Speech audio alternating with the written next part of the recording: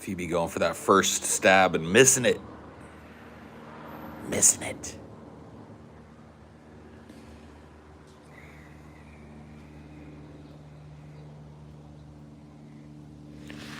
Good morning, good morning, good morning, good morning. Hello. Hello.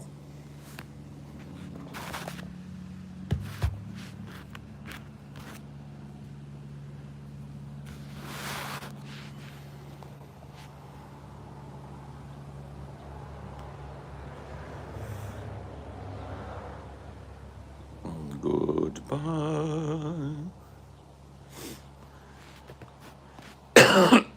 How am I today? I'm okay. Just waking up. Just rolling out of bed.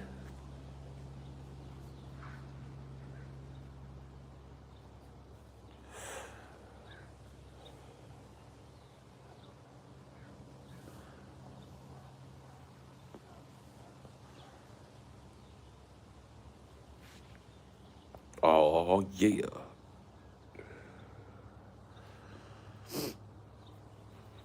Push the tempo.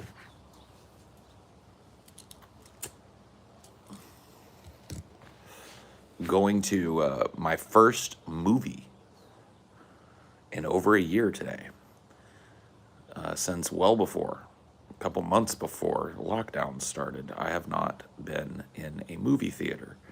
I'm going today, later this afternoon, to see A Quiet Place 2, which I've heard good things about. We'll see. But it'll be interesting to see how that works, how it feels being in a group, like a giant group of people like that again.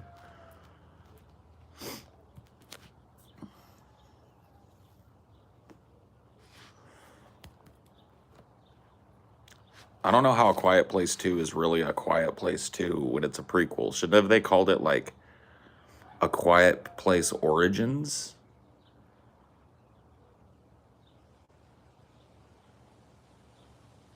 Oh, I'll let you guys know. I'll let you know what I think about it. What kind of snacks are you gonna get? Just popcorn, man. I'm a popcorn guy. I get popcorn and like a soda. And that's really all I want.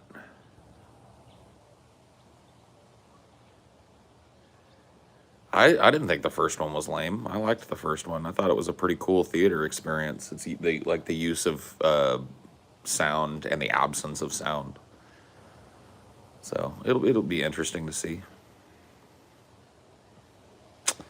Well, hello, Leon the Froggy.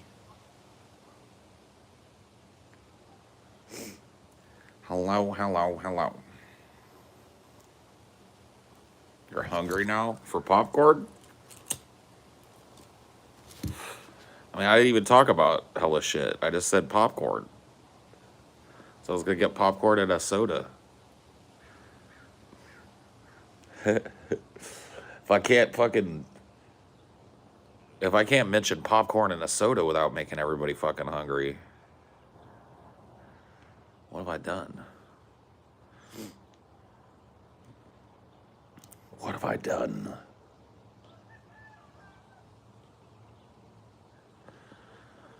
So,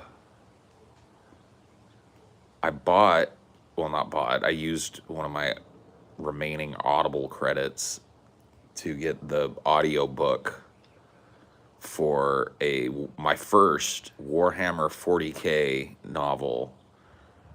I got Xenos, which, like, dude, oh my god, it's so fucking badass. I want to live in the Warhammer universe so bad. Like, the first part of the book takes place on this planet that's named Hubris, because the people who came there with their civilizational arc, the data that they had on the planet was incorrect. They thought that it was a planet with a normal day-night cycle, and it turned out to be a planet with like a 10-year day-night cycle. And so instead of moving, they had the hubris to settle there anyway and use the cryo technology from their civilizational arc to build cryo stations on the planet so that when daytime was about to be over on the planet, it was going to go into the frozen, unlivable night, most of the civilization goes into hypersleep or goes into cryo sleep. And I was just like, man, what a fucking premise. Like, what an awesome premise. And that's the great thing about Warhammer 40K, is that the premise is that humanity has spread via the Imperium to pretty much every type of livable planet that there is. And while they remain united under the banner of the Emperor of Mankind, different cultures and different systems of government and worship have developed in these like outer planets. I just love it. I just love the setting. It just like immediately sucked me in with the setting. Right, except the Traitor Legions, right?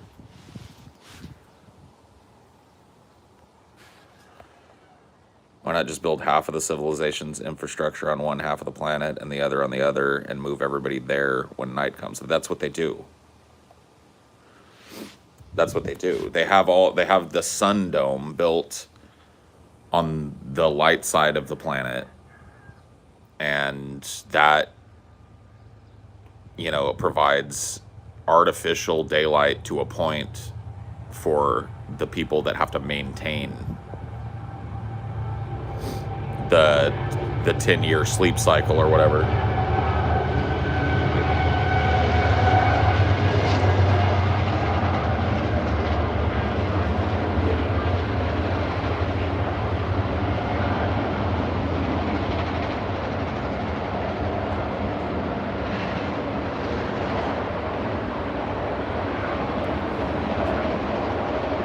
Yeah, I've never read a Warhammer 40K book, and I was in the mood,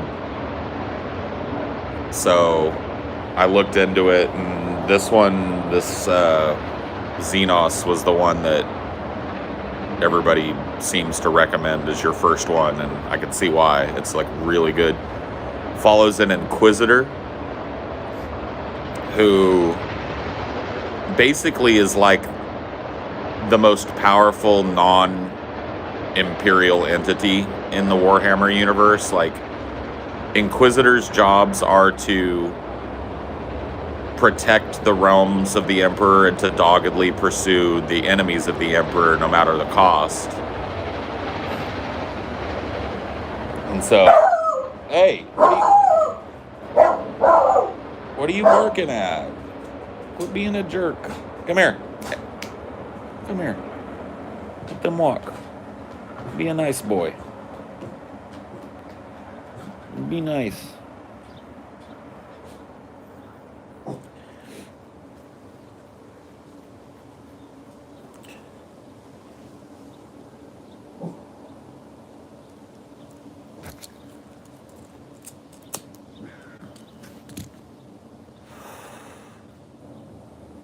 Going to a urologist to see if I have a tumor today? Fuck, bro. Good morning, darn cha-cha. And thank you, Ian, for the 20. Yeah, dude. Best hopes for a benign diagnosis.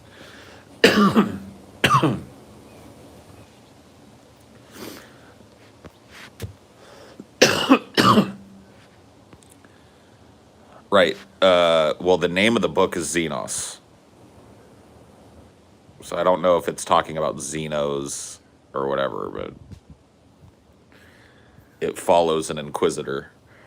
He's got a great line where he's dressing down the leader of planet Hubris, who is pissed off because 12,000 some odd people in cryosleep have died while the Inquisitor pursued this supervillain guy that was trying to kill all of Hubris. And so they're all pissed off. And he sits there and he soaks up the dressing down for a while, and then he just basically tells the guy, like, look,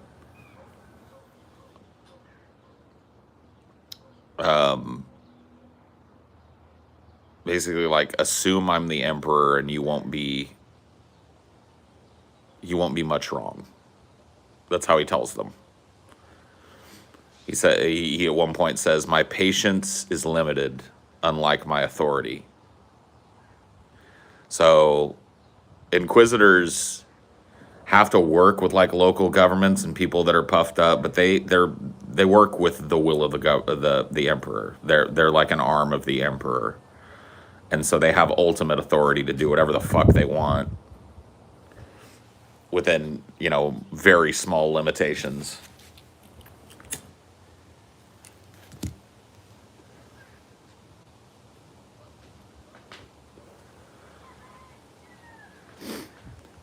How the big butt?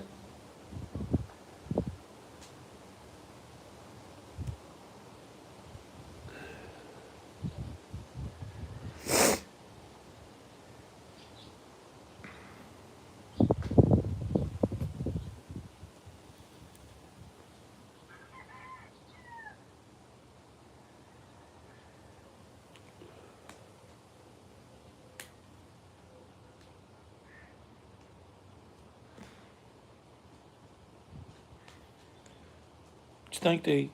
Are you too cold out here? It is a little chilly this morning.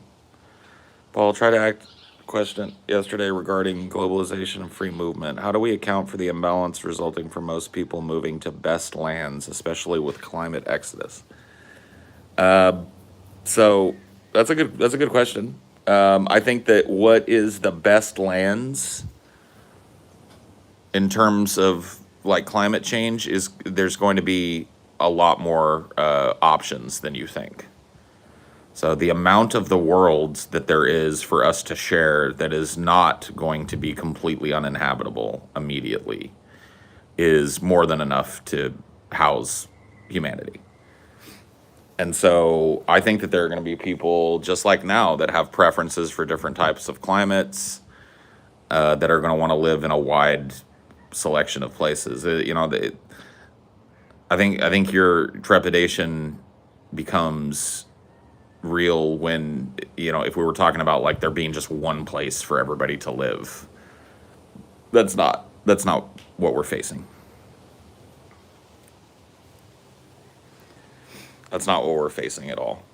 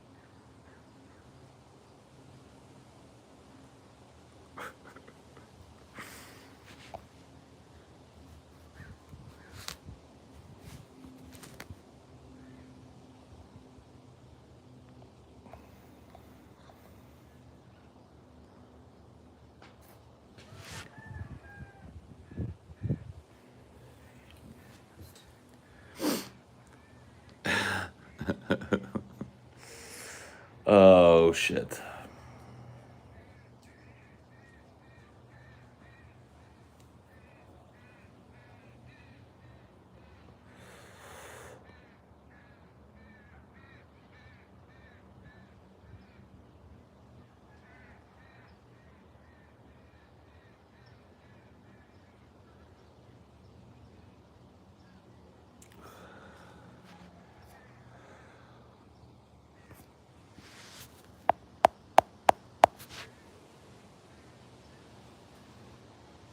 Do you have any hope for future technologies that might be used to repair the damage caused by greenhouse gases? No. We will say something eventually. I know. You guys are just you're in the same boat I am this morning, I think. We're all still waking up. I got some coffee that I need to go get here in a minute. I'll try and remember to do that. That should help. No, I haven't seen Bo Burnham's thing. Chad is playing hard to get, yeah. They're playing coy with me. I like that, Holmes. I like that.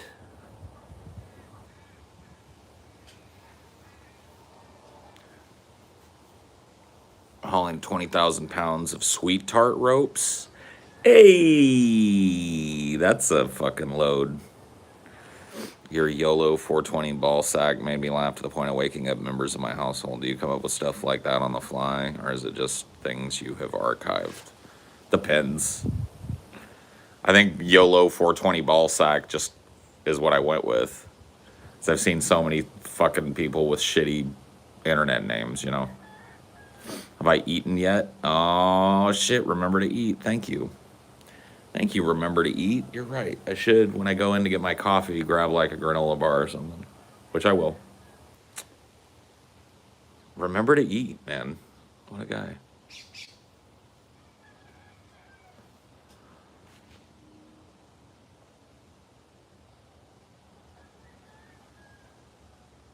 Yeah, I played Hearthstone for back in the day. I don't play it anymore.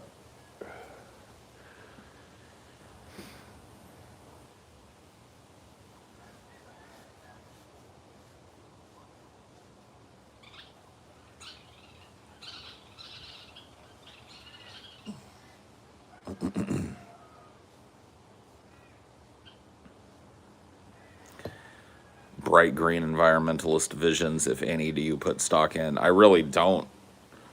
The bright green environmentalist philosophy is that we can transfer from a society that burns fossil fuels and uses combustion in order to power itself to a society that's living on the wind and the water and the sun. But that we're going to be able to do that transitionally, piecemeal between this system and that our way of life will continue to broaden technologically as it has. It's like defending the thing that destroyed the planet by trying to reform the thing that destroyed the planet into something that doesn't destroy the planet. And I don't, all of that is knocked off the top for me. Thanks, Tucker, for the money. Yeah. It's like the premise that Derek Jensen starts Endgame with, right? The question.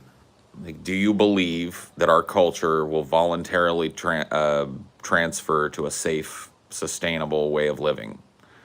The answer is no.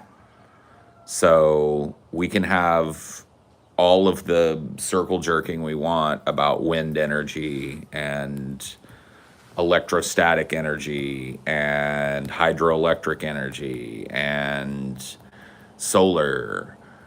We can jerk ourselves off all we want, but it's going to require an immense amount of non-renewable resources to transition the planet from non-renewable resources to renewable resources. You need non-renewable resources to make all of these methods of renewable resource. So it's a pipe dream.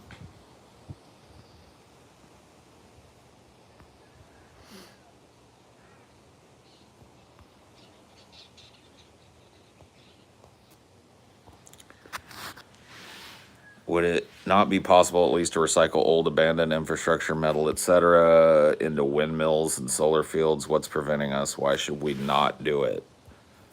I don't know that there's anything preventing us. I think that's kind of the point. Is that fucking when I was a child, they knew that they needed to transfer away from fossil fuels. It was a huge drumbeat, and we didn't.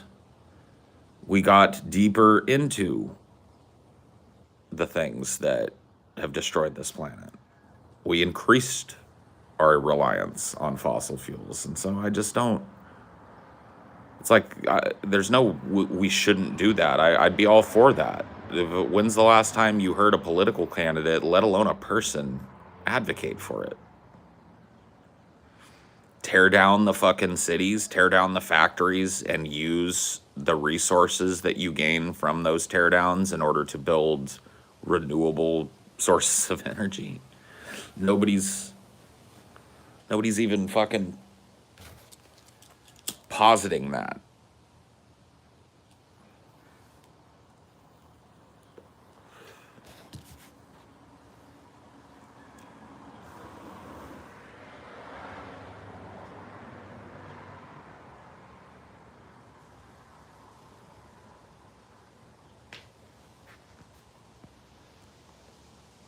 Wise words of Nate Dogg. We gonna rock it till the wheels fall off. Humanity doesn't try to reform something until it's too late. Yeah.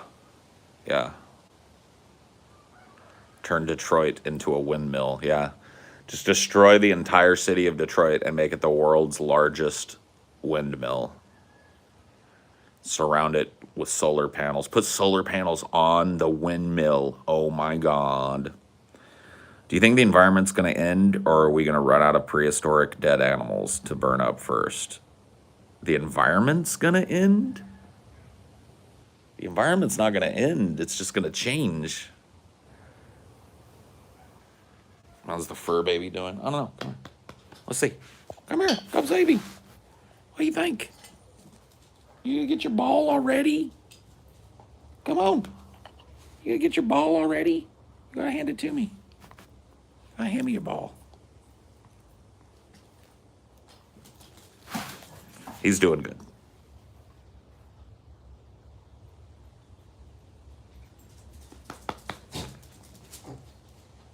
He's so buff. I know. Drop. Whoa, ricochet. Ricochet. Drop it. Drop it. Drop it.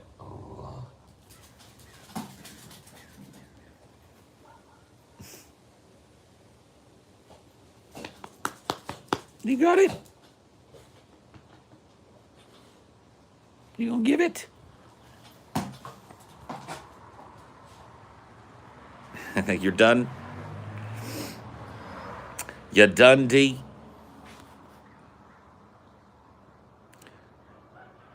What does authenticity mean to me? I don't know. That's a good question. Authenticity.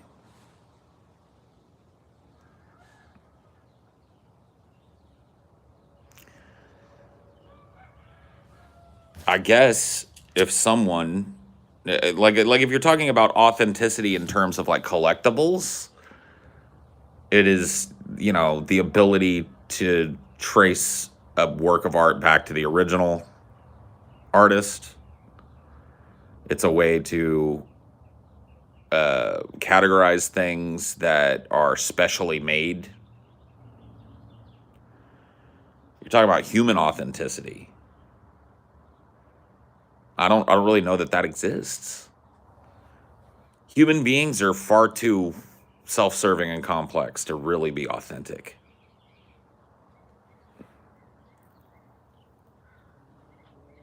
Right. I don't know that human authenticity exists. I think human beings are too complex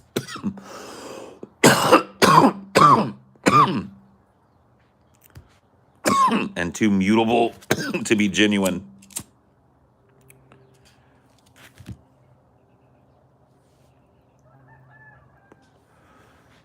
How do you tell bad faith from good is another way I could word this question.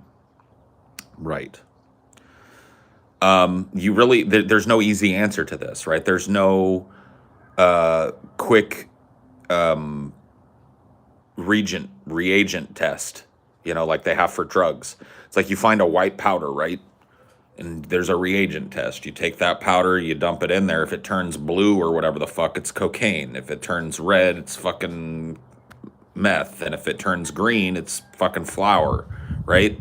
There's no way for us to do that with a human being. Or maybe, I guess to put it better, the way that we do that with a human being is more complex than a reagent test, right? There's no way to take a statement that I've said and put it through the mill of, authenticity and spit out an answer. Okay, Paul's an authentic person, or that's an authentic take, or that comes from an authentic place. There's no way to do that. And so I don't know. The best thing that we have now is like when you're talking about judging the authenticity of a human's position. The best thing that we have now is that human's previous positions and that human being's actions in the past, right?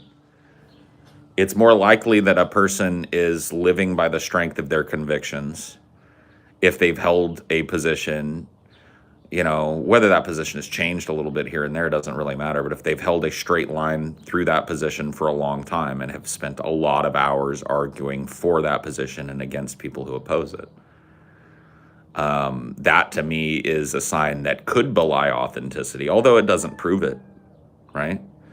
There are people that engage in immense long-form trolling where they take positions that they don't hold and they hold them forever. It's actually a tactic. Being genuine is not always the best way to get through to a person. So,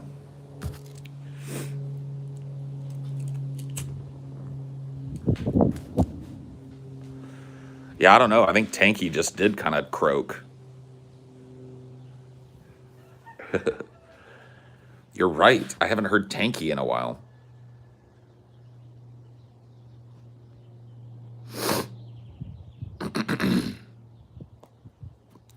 Right. And you can't say people are ungenuine because their positions change. Because there is such a thing, or you have to imagine that there is such a thing as a genuine change of position. So wouldn't that be, see, so the idea is that you have to use your own fucking Black Butter Crunches behind. I think Black Butter Crunch is like 20 minutes behind.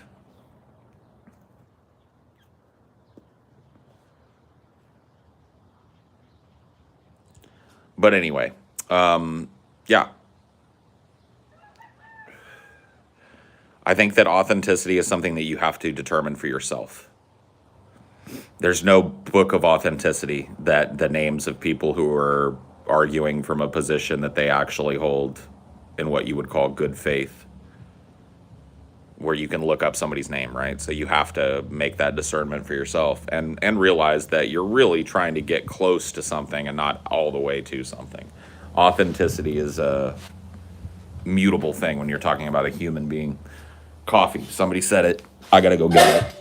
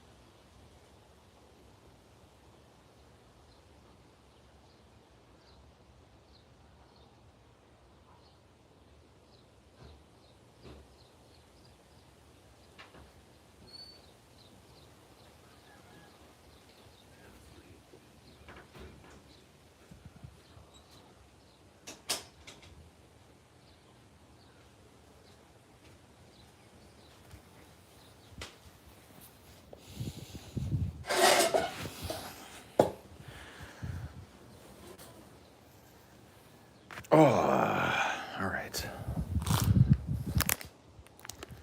Cinnamon and brown sugar.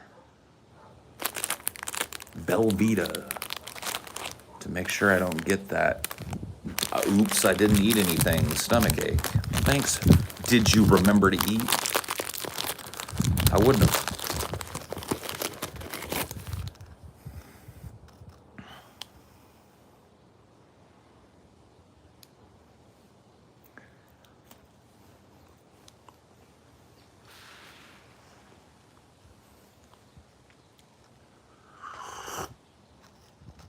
I am doing well as can be expected.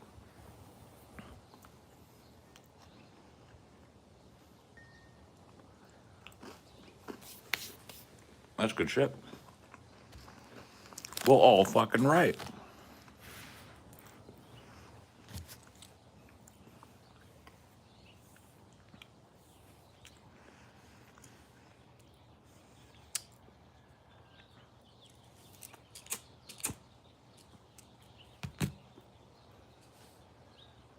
How do you like your coffee, Paul? I used to be a barista, so it kind of interests me. I drink my coffee black most of the time. Every once in a while, I'll put like a little creamer in or something. But 9 times out of 10, if I'm drinking coffee, it is. I don't think I can show it to you guys. Maybe if I bring the phone to it. Boom. It's black coffee. That's the way I do it.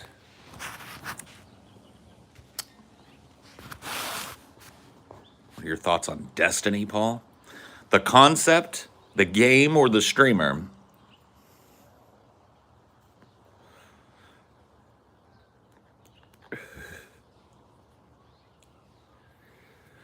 Every once in a while, I do like a sweet cup of joe or whatever, you know, with like the cream sugar combo thing, but all 3 suck. The concept, okay, the concept of Destiny. Yeah, I don't know. I think the concept of Destiny doesn't hold a whole lot of water.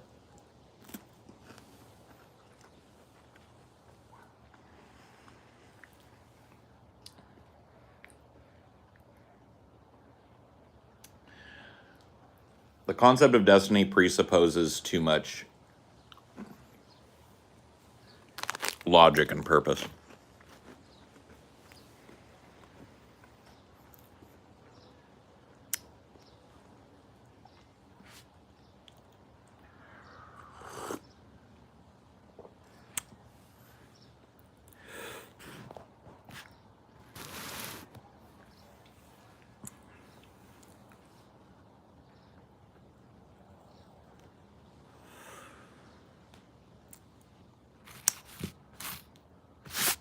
It's then that you realize the truth. What's the truth? There is no spoon.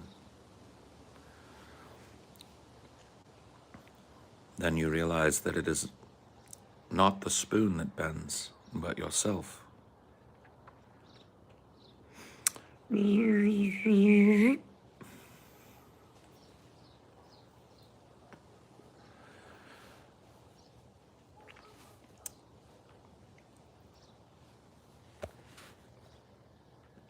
Right. It implies a larger plan, which to me sells it up the river.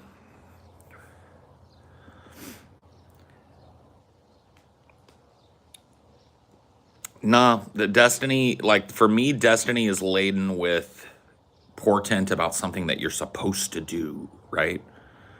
So even though we're in a deterministic universe, that doesn't mean that every human being has some grand destiny or some small, minute destiny to fill. It just doesn't. It implies that there's a weave of plan behind it, and there just isn't. Would you talk to Destiny, the streamer? Sure. Why not? If God had a face, what would it look like, and would you want to see?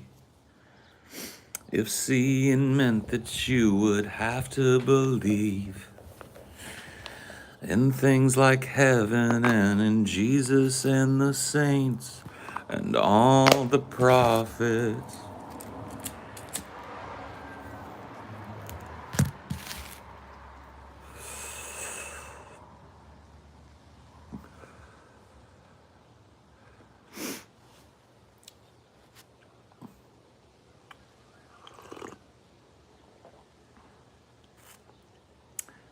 It's true. What if God was one of us?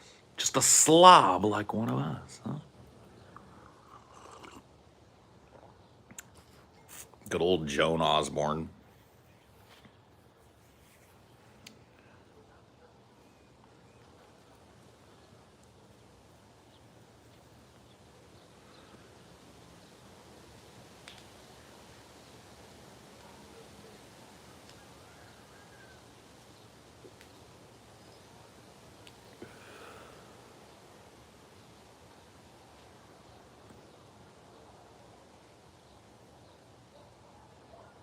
What's he building in there?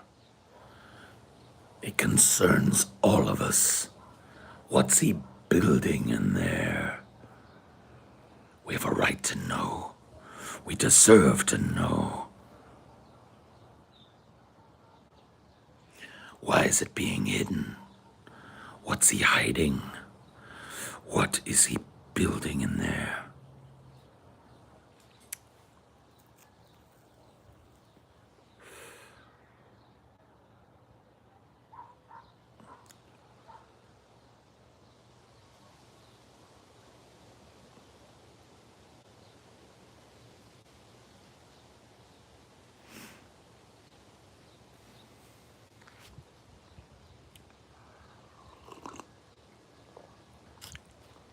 Give me you best Hannibal Lecter.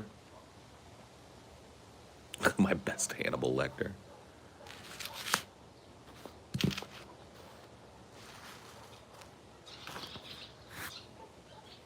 Give me your best Hannibal Lecter, bitch.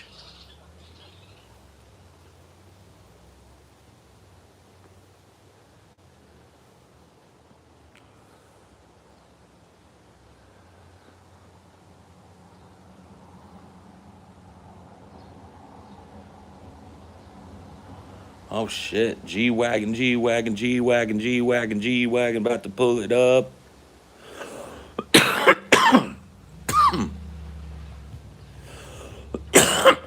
White G-Wagon? The fuck is going on out here? I'm starting to feel like I live amongst rich folks. I saw a Tesla drive by yesterday and then just a casual G-Wagon.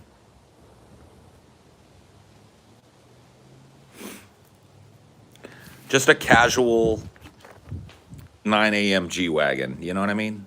You know how that goes.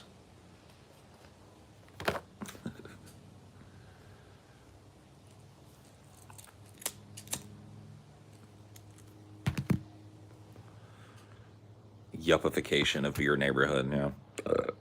I already know Paul will fight for Posty to win the Rockstar fight. Oh, yeah. Oh, yeah. What's a G-Wagon? You can look it up. It's a Mercedes-Benz SUV kind of Jeep thing.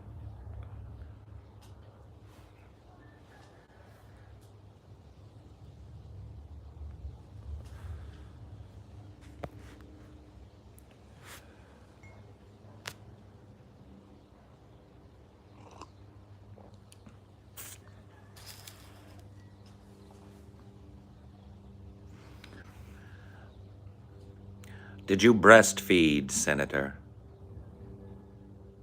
What did you say? Your little girl, Catherine. Did you breastfeed her? If you must know, yes. Toughened your nipples, didn't it?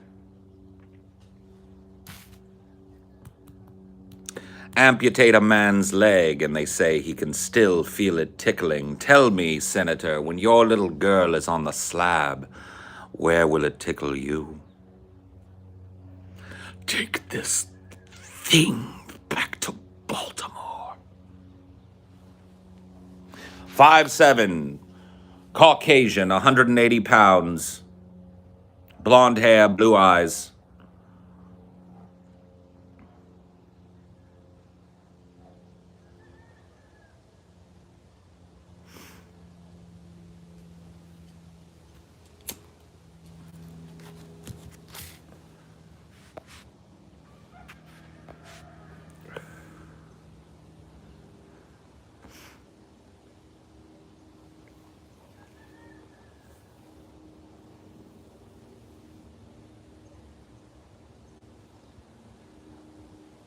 You like the 80s Hannibal Lecter movie Manhunter? No, I don't think it's all that great.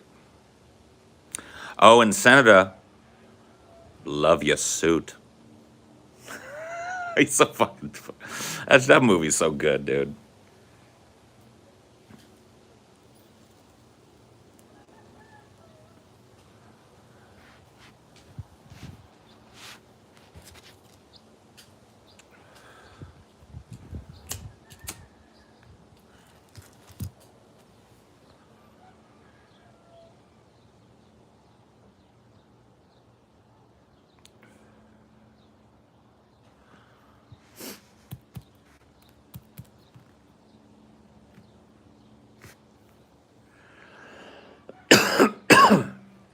I haven't seen it in so long. Cool. I don't know you, and you don't know me, Florence, Kentucky. Trust me. There ain't a goddamn person in Florence, Kentucky that needs to be calling me.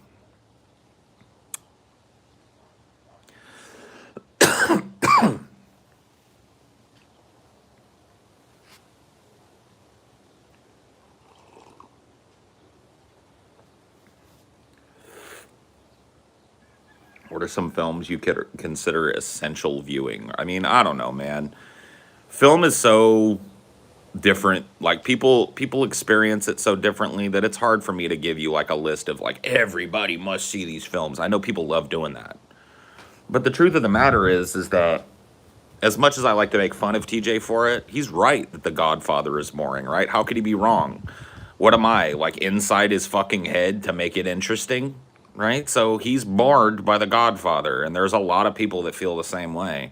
Are they wrong? In my opinion, they are, but are they wrong in any concrete way? No. So, right. Like the whole idea of like this is essential viewing would just be me putting my fucking opinion in front of the truth. Here are the movies that I consider essential, but I don't really consider movies essential because I don't start from that premise. There are movies that I love.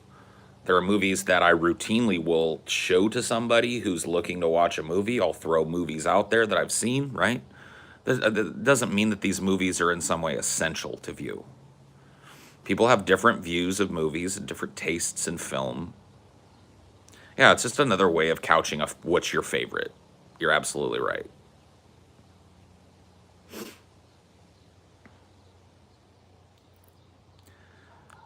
Well, pioneering movies, I mean, okay. I mean, but that list is pretty boring and pretty easy to find elsewhere. I mean, if you're talking about like just like film history, you want to see Metropolis, you want to see Nosferatu, you want to see Citizen Kane, you want to see Gone with the Wind. You know, like all of these really classic foundational films that push the boundaries of filmmaking, right? Like, but you don't need me for that list. That list exists out there, right?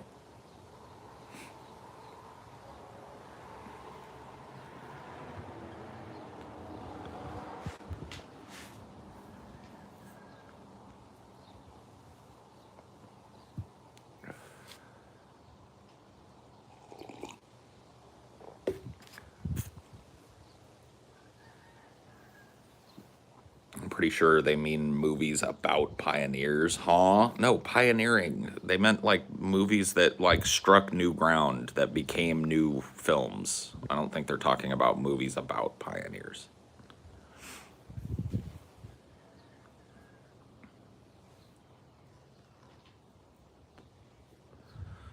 Why do they credit caterers and drivers in the credits? Because those people provided a service that allowed the movie to be made. If nobody catered the film, then there would have been nothing for people to eat, and it would have taken the movie twice as long to be made. If nobody was available to drive the people from the production company or from the director's unit or the actors from location to location, then the movie wouldn't have gotten made. So those people, even though they didn't put their hands on the celluloid, contributed to the film. That's why their name is there. And I think it should be, by the way.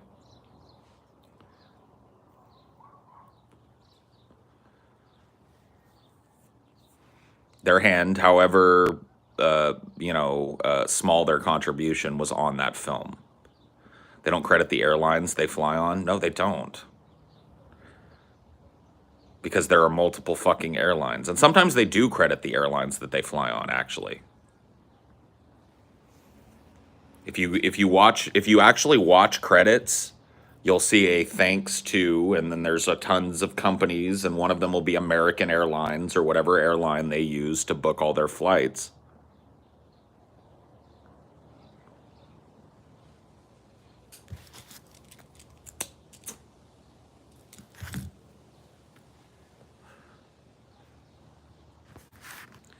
I think what Ebert did to Rob Schneider would be a basis of DFF episode, like worst celebrity pwns or dumbest celeb conflicts. I don't know, maybe. It's something, one of the ones I'd leave to the other guys. I watched the credits and there's an insane amount of people credited. It used to be something Carlin would joke about on stage, how long movie credits were. Like, as they've gotten more complex and the budgets have gotten bigger and the productions have gotten larger, those credits have gotten insanely long. I'm trying to remember what we watched. We watched a movie recently. I think it was it the Mortal Kombat movie? Might have been the Mortal Kombat movie. No, you know what it was? It was that fucking Angelina Jolie movie, Those Who Wish Me Dead. Me and Amelia watched that movie, and we thought that the movie was hella long. The last, like, 25 minutes of that film are credits crawl. We couldn't believe it. Like, the movie ended, and she was like, man, that felt quick. And then we looked, and there was still, like, you know, you could see the progress bar, and there's still that much movie left, and it's credits, and you're just like, we fast-forwarded to see if there was, like, a post-credit scene or something. Nope. Just 25 minutes of credit crawl.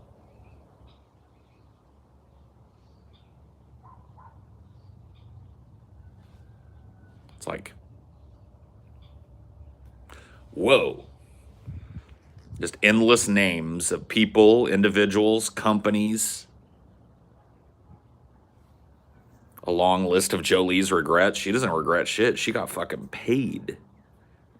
You kidding me? Why would she regret getting a fat fucking paycheck?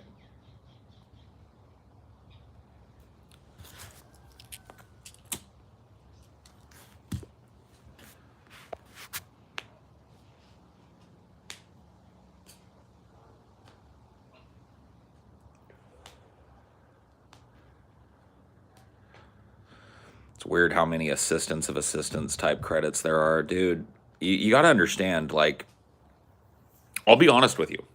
From my perspective, right, just with the type of production that we do, which is a show that's deliverable 3 times a week and is ongoing, right?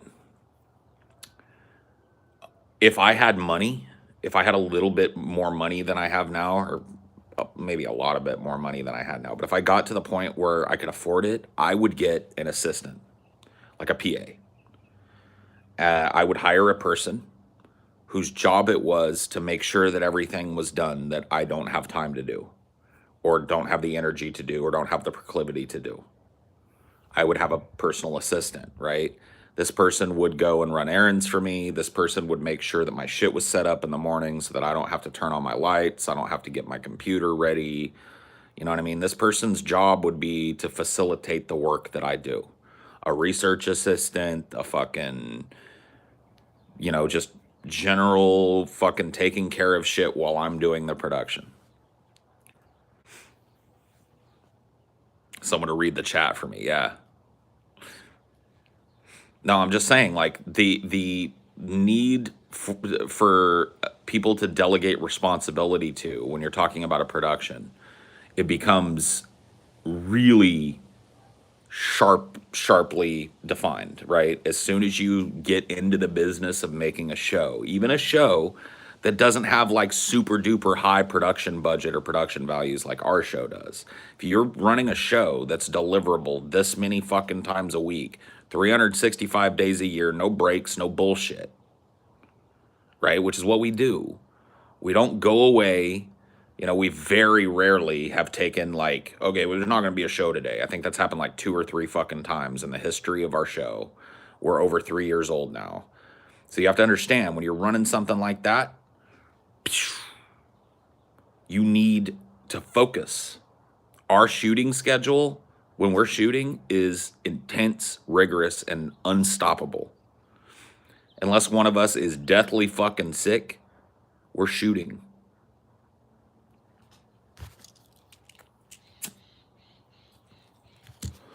And so like you extrapolate that out to a film which has a million concerns. Excuse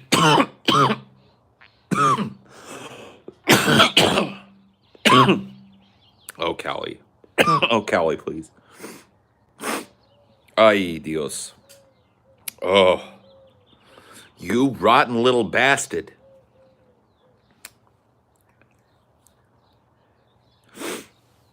But I'm just saying, you extrapolate what I'm just talking about now, small scale production, pretty freeform, low production value show. You extrapolate that out up to a fucking blockbuster film. Holy fuck, bro. You're talking about thousands of people. Joints are the harshest. I know, dude. I bought a bunch of these pre-rolls, like a bunch of packs of these, and I just the other day came to the realization that, like, while it's fucking cool to be able to just grab a joint whenever the fuck I want, not worry about it, this is literally the fucking harshest shit you can do. Harshest way you can smoke flower. So I'm gonna smoke my way through these, and then my next order is gonna be straight flower, and I'm gonna find myself a fucking bong and get it ordered. Something that hopefully is functional but easy to clean. I don't want one of these fucking nightmare triple chamber goddamn glass bubblers with intricate little bubble makers and shit. Not that they're not cool looking, but fucking good luck keeping those clean. You've literally got to be like some kind of anal retentive nightmare to keep those clean enough to smoke out of. So I want to find a bong that fucking mixes the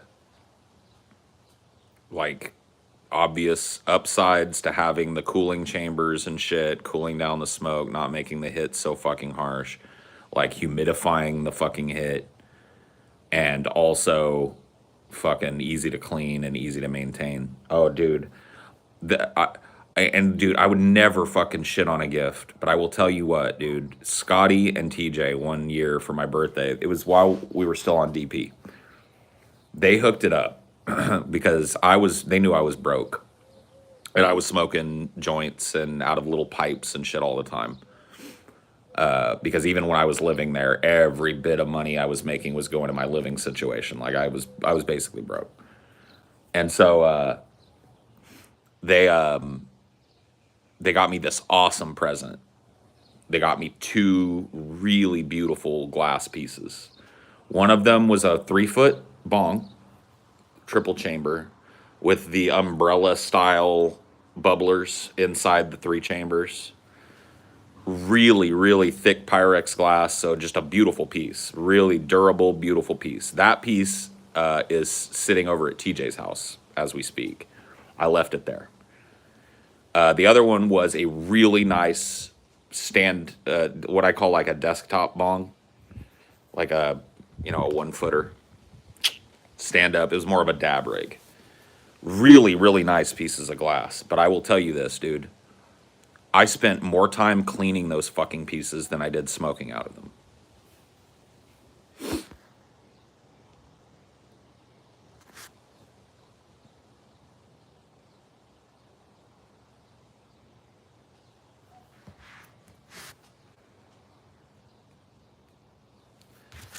It was a beautiful. There were beautiful pieces of glass, but motherfucker, man, they were hard to clean. Because you don't like. It's almost like those you have to clean after every sesh.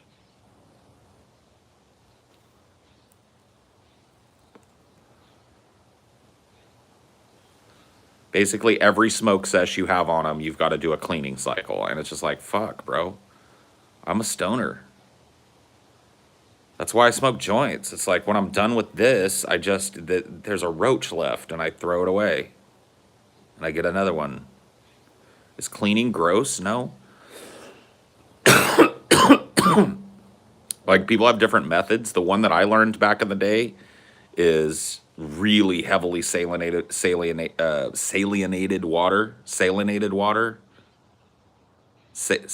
water. Put a lot of fucking salt in the water. You get like water, you pour in a bunch of fucking salt, you mix it in. The grit from that salt breaks up a lot of the fucking crud that's on the inside of the bong. Well, I don't throw away like this one here. I did not smoke this one to the head, right? I don't throw this away, right? I might light that up later, or I might just fucking knock out that and the rest of my roaches into a bowl when I'm done with these pre-rolls and shit. Salt and rubbing alcohol, yep. So it just depends, right? So if you're gonna soak, you use rubbing alcohol, salt. If you're just looking to give a brush clean real quick, you use water and salt. Or they make this shit called kryptonite that works fucking wonders. That it's a soaking thing, right? So it's this green goo liquid shit. You pour, a good little dab of that down your bong. You mix in a bunch of water. You fill the bong up way past capacity. Mix in a bunch of water. Shake it around until that kryptonite has dissolved into the water. Set that bong down and just leave it overnight. Let it soak. Come back the next morning, pour out all that kryptonite and give it like 10 good rinses, and you've got a fucking brand new looking piece of glass, right? But that only works if you don't let it get dirty. Kryptonite only works if you've got only like 2, 3, 4 sessions worth of fucking bong resin built up.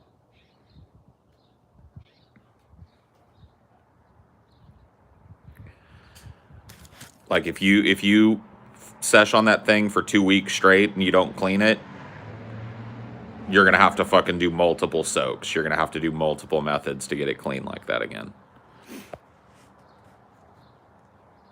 What's the best bong water you've ever drank? I don't drink bong water.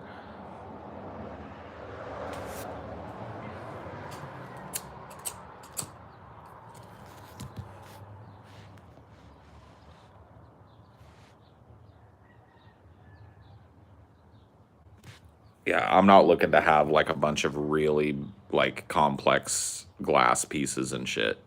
When I fucking like own a place where I like, I know I'm gonna be for the rest of my life or as close to it as possible, I'll start collecting a couple of little glass pieces like that. But right now, I'm just looking for a functional. We used to have these fucking Delrin or whatever bongs back in the day. I'm sure they still make them. Not glass pieces, super easy to fucking clean. Not like showy bongs, just bongs that are functional. Like bongs that I learned on were, a lot of them were like Delrin bongs. Just real simple, no chambers involved. I'm thinking that's what I need.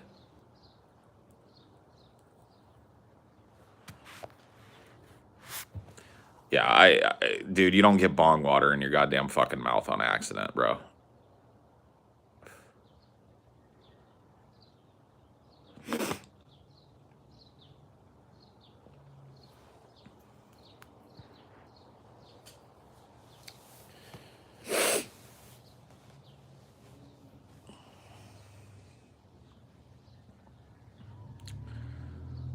Siliconia.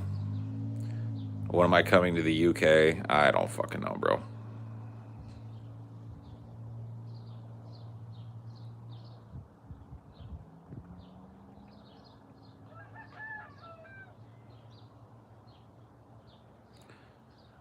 See, that's just like, you got to cycle your bong before you hit it. So that's the thing. Anytime that I've gotten quote-unquote bong water in my mouth, it's like the first time that I'm filling up a bong and I fill it up to the level that looks right and I cycle it hard. And you find out whether or not you're going to get water in your mouth. And if you do at that point, it's just clean water, right? You don't wait until you've got your bong all fucking set up to get a big fucking mouthful of bong water. You don't do like a quick refill or a quick rinse and refill without cycling that motherfucker before you put the bowl back on it. Otherwise, you're gonna get a mouthful of disgusting bong water. This is Stoner 101, by the way. If you routinely end up with bong water in your mouth, you're doing it wrong, son. You're doing it way the fuck wrong. You always, like, even if I'm hitting a bong that other people are hitting, you always cycle a fucking bong before you rip it. Because even if you pull the bowl off and you cycle it real quick so you can see how that fucking shit hits. So if it's your first time hitting a piece, you don't fucking put too much suction in and get a mouthful of disgusting fucking bong water. You don't be that guy. Well, sometimes you have to go harder than others on certain bongs, so you cycle the bong before you take the hit. You start slow and you ramp up the pressure and you watch what the fucking works are in the bong, so you know when you're about to get a mouthful. Then you put the fucking bowl on and you go. Opinion on bongs with carbs. I personally don't like them. Carbs are for pipes. I don't really have any experience hitting a carb bong. I know they exist, but I don't know why anybody would use them. You carb out with a bong by pulling the bowl up. Like, that's the carb in a fucking bong. I don't understand why you would need to do something different. Like, that's how you fucking flush the hit. Fill your bong, and then you pull your fucking bowl up out, and then that's the carb. You carb it into your lungs. That's how bongs work. Why would you need a fucking carb on a bong?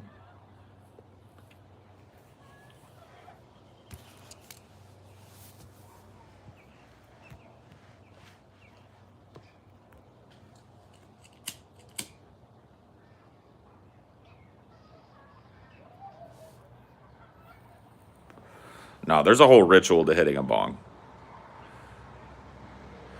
Like, once I get one, we'll do a little 420 what drug you done, and I'll show you guys how to fucking, like, how a bong hit works and shit.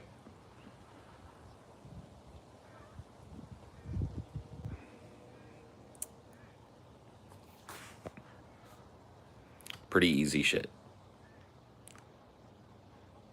I'll smoke out and not cough. I'm the epitome of a stoner now in my later years. Yeah, well, dude, I usually don't fucking have coughing fits and shit, but I'm telling you, with these, like, wax pens that are popular now, Cough City do I diddy, and smoking J's all day, Cough City. I gotta switch over to a more sensitive style of smoking.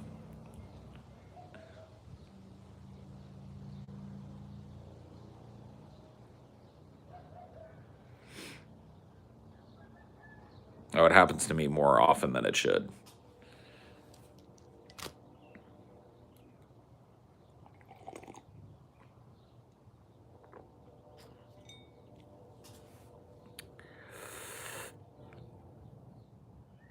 I mean, you shouldn't hit those pens super hard. You shouldn't be taking big fat rips off of pen dabs.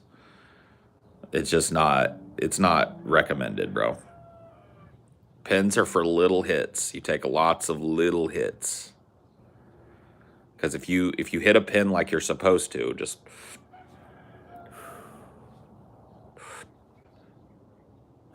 it doesn't even fucking irritate your lungs usually. But if you're like, I watch people like, dude, I've watched, I don't know. There is this dude. This is such a pre-COVID story too. There was this dude at the Toledo meetup. So we did a DP meetup in Toledo, Ohio.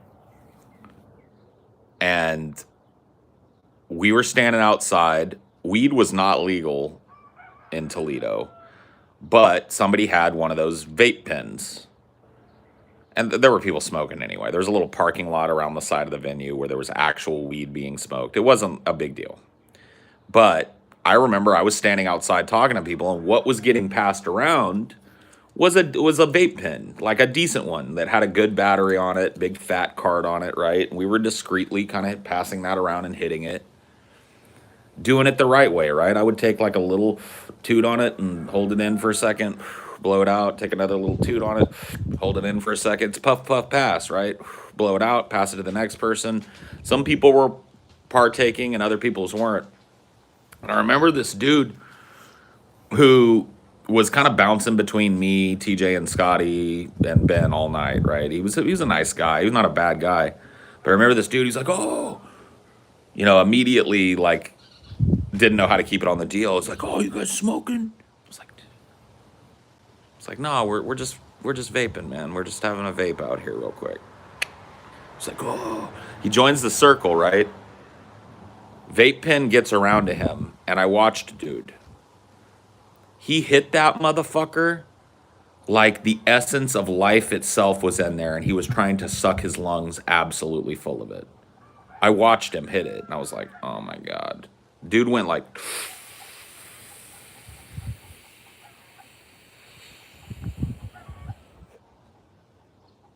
And I just knew what was coming next. Dude fucking let out this horrible lava cough where it was just like his entire fucking lungs just probably wanted to pop and just contracted immediately. And he just like...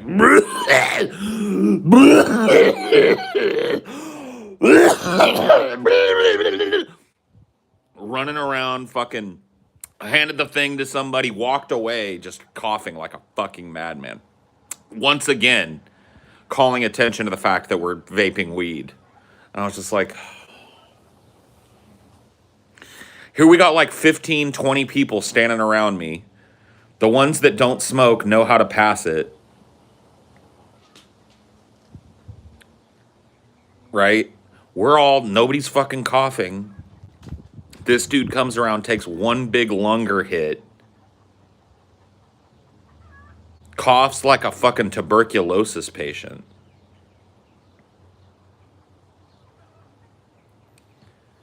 Unbelievable.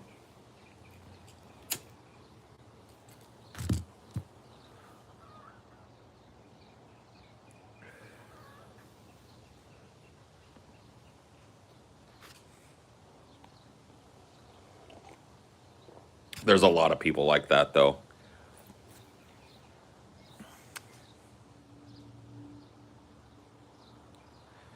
Fucking unbelievable, bro. There are a lot of people like that, though.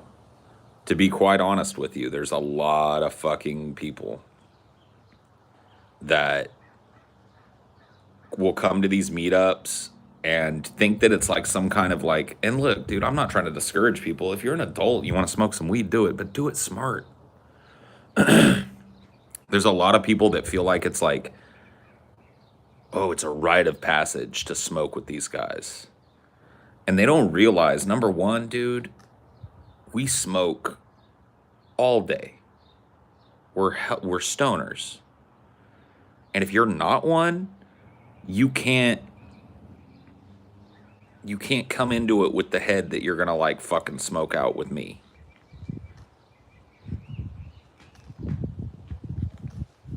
You know what I mean? It's just not gonna work. Yeah, I pre-ordered Diablo 2 Resurrected. I don't know about Diablo 4, we'll see. I don't know about streaming it either, but I'll play it.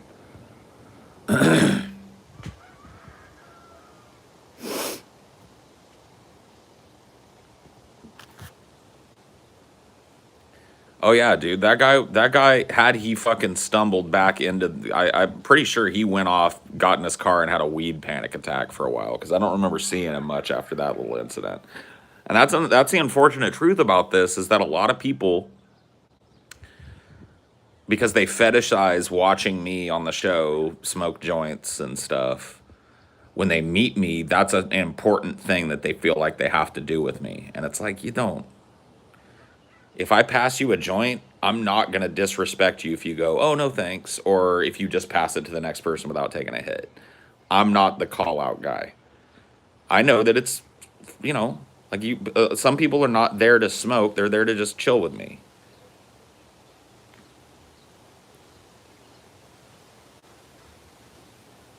Just don't mouth hit. I mean, yeah, dude. That's the thing, is like, it's not a rite of passage if you don't have a good time because of it. So it's like interesting to me that with zero fucking pressure from me, because I've never been the guy that's like, come on, smoke, smoke, smoke. You know, I'm not that. I will just be casually standing around. Somebody will blaze up a joint or something, or pass around a dab pen or whatever. And I'll ask the person, is this for the rotation, or are you just passing this to me? Because sometimes people just want to share with me. And that kind of, you know, it's up to the stoner. But like, I will ask, and if that person says, no, dude, passing around, that's fine. I brought enough for everybody. Then I'll pass it around. You know what I mean? And a lot of people end up in that little enclave of people standing around with me out in front of the venue or out back of the venue or something. And they feel like there's some kind of fucking pressure from nowhere on them to hit it. Just because I passed it to you doesn't mean you have to take a hit. It doesn't. I'm passing it to you because you're in the rotation. If you don't want it, your job in the rotation is to pass it to the next person and let them make the same decision.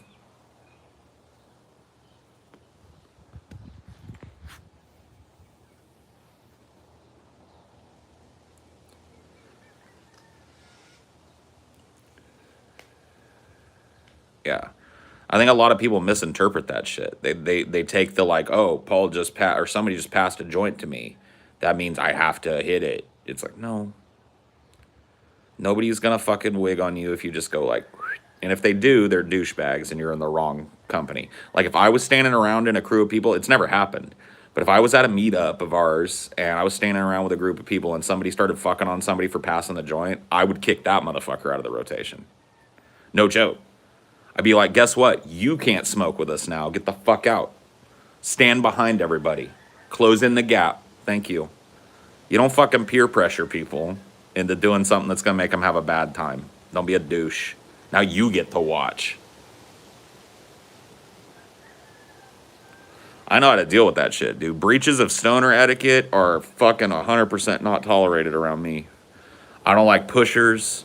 I don't like people that fucking treat weed like they did back when they were fucking 13. Like it's some kind of endurance sport or some kind of rite of passage or some kind of thing you have to do or you're a pussy. I get a whiff of that shit, your ass is out of the road.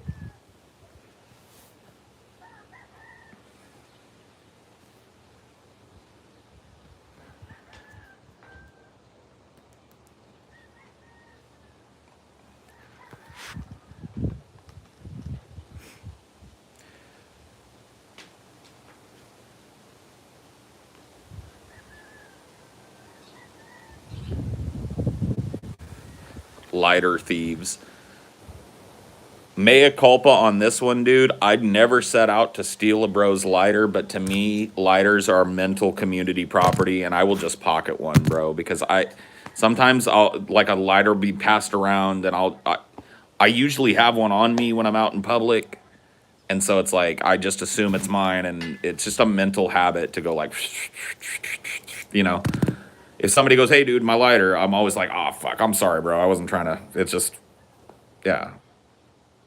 It's habitual, yeah. I never set out to steal a dude's lighter. I never set out to steal a lighter in my life, but I have stolen a mini lighter. At least you don't do it with hats, that's true.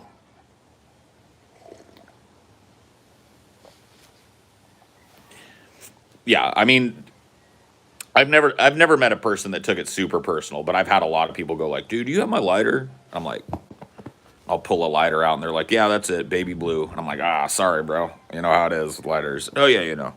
That's usually how I've had it happen with me. They'll go around asking everybody, hey, anybody got a baby blue lighter? It's like, doop, doop, doop, doop, doop. You'd be kicked out of my circle anyway. All right, bro. Your circle sounds like a fucking bunch of tight asses, so I probably wouldn't be sitting in your circle in the first place. You know what I mean? Like a fucking lighter like this is not, I'm not gonna fucking get pissed off if somebody pockets it absentmindedly. I'm sorry. I just can't. I got it in me. If I was that sus of a person, they wouldn't be sitting in my home. You know?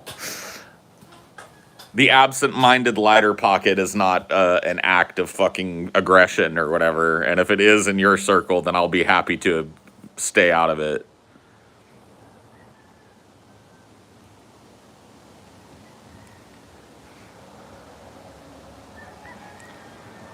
Right. If there's somebody out there that's like intentionally pocketing everybody's lighters to steal them, that's one thing. But why the fuck are you hanging around with that person anyway? Is it true that TJ used to do it on purpose? You'd have to ask TJ. I'm pretty sure what I've seen TJ do, because I've lived with TJ, right? And here's what would happen. So when we were all living together in the tinderbox, we had nothing but pot smokers living in the house, right? So lighters are important if you're a pot smoker. None of us at that time, well, no, TJ was also a cigarette smoker at the time, right? And none of the rest of us were smoking cigs. So here's what would happen. Because we all lived together, we would go in on a big bunch of lighters, and those lighters would be put in some community area where it's just like, we got a ton of fucking lighters. Just go grab one if you need it. Well, slowly but surely, over the course of about 2 weeks, the 8 lighters or 10 lighters or whatever it was we had in the community lighter smoking drawer were gone. And then we would start looking around the house for them and just not being able to find a lighter. And so that's when we knew that it was time to go to TJ and say, hey, TJ, can you go through your fucking dirty laundry and find like 5 or 6 lighters? And he'd be like, I don't think I have any, dude. And I'd be like, please just go through your fucking pants. And he would go through his like cargo shorts that he would wear, and like every fucking pocket would have 2 or 3 lighters in it. And he'd just start like doling them out. And I'd be like, all right, thank you. Take them back to the drawer, take one on that I needed, light my joint, and put it on the table. You know what I mean? Like that. So it's like, you know, I don't think it's habitual. He's like a squirrel with nuts. You know what I mean? He doesn't realize he's doing it. He's doing it on instinct.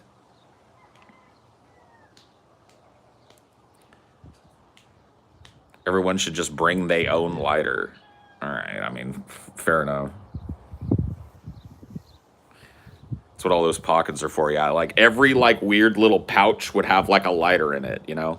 And he would just grab 1 or 2 pieces of pants and or like sweaters with pockets. If he had like a pullover with the pockets in the front, he'd grab that and there'd be 2 lighters in this. In the kangaroo pouch, you know? It's just like, come on, DJ, please. Dude, we had fucking 10 lighters. You'd steal 1 or 2, but fuck.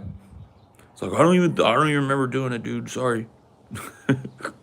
You know, so I'll do it too. I'm habitual about it, but not to that point.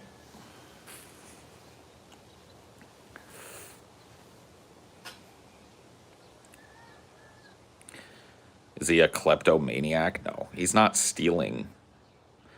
Like when TJ like grabs a lighter out of the drawer, walks outside in the cold to smoke a cigarette and puts the lighter in his pocket and then forgets it's there and walks inside, he's not going like, and then I'll heist a lighter. You know, it's just happening that way. And then it happens again, you know, and then he goes like, oh, I want to smoke a cigarette. I'm going to get another lighter. You know what I mean? He goes to the drawer and grabs another lighter and goes out and smokes another cigarette. And then that lighter goes in another pocket.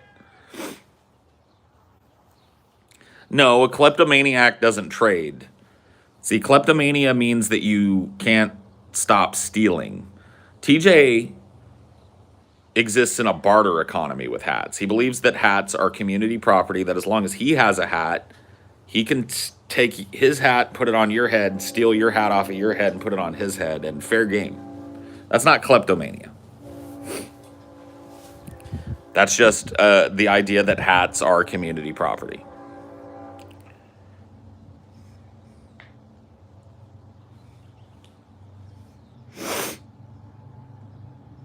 And TJ using his tall guy privilege to get away with shit.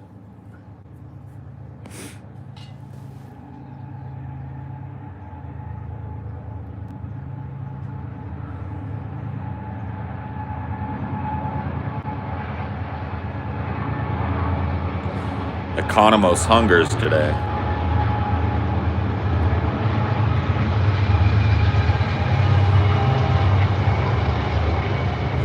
Woo! 5 engines.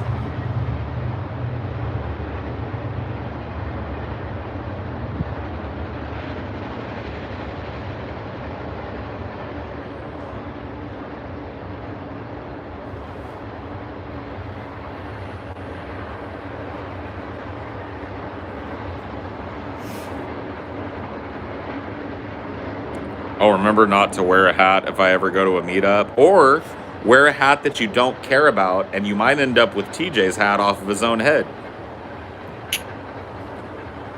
Get a cool hat, cheap somewhere that you don't really care if TJ steals it, and then if it catches his eye, you might end up with TJ's hat as a souvenir. You could play the game.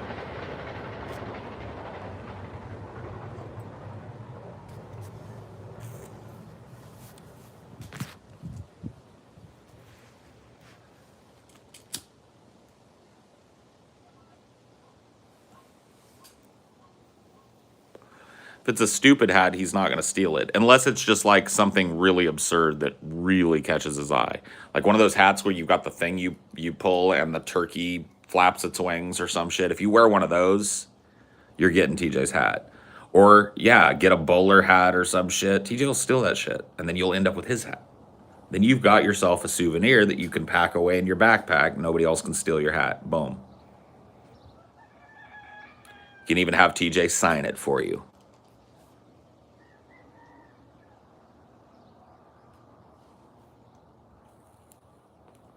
An Indian headdress. That'd be an expensive trade because TJ usually just wears, if he's going to wear a hat to a meetup, he usually just wears like a ball cap or some shit. Yeah, you can smell TJ's scalp juice. I just gave away one of my iconic beanies at the fucking Big Chief meetup.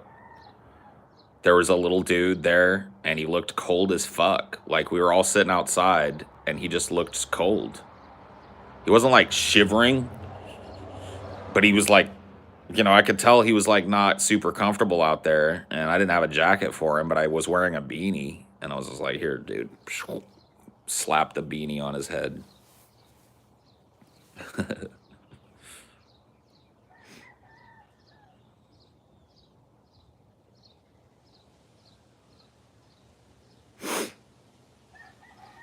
Scalp potatoes. Gross. Gross. Ew. Ew. Gross. It was cold in Alabama. It wasn't like freezing. It was just like evening, you know, so the chill was starting to set in.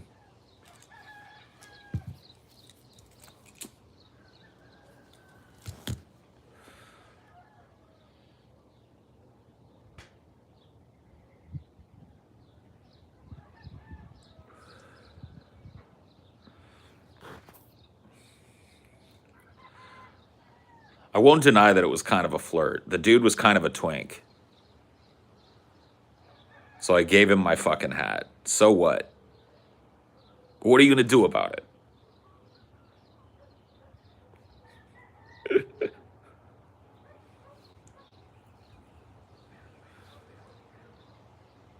Did he reciprocate? No.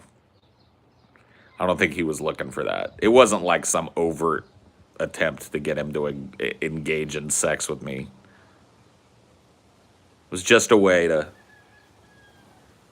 number one, do a nice thing for somebody who looked cold, and number two, kind of passively acknowledge somebody's twink status.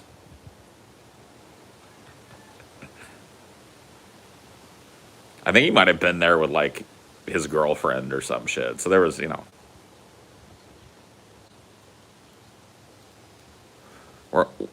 Were you smiley at him? No. I didn't treat him. I wasn't, like, hitting on him all night or anything. I don't do that shit. I just thought he was cute. So I gave him my hat.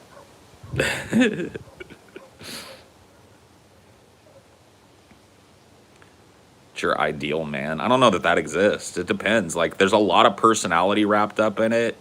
And then there's a lot of, like, body type shit wrapped up in it, too. Sexuality is so weird, right? Like, number one, just being a twink is, like, I can appreciate that.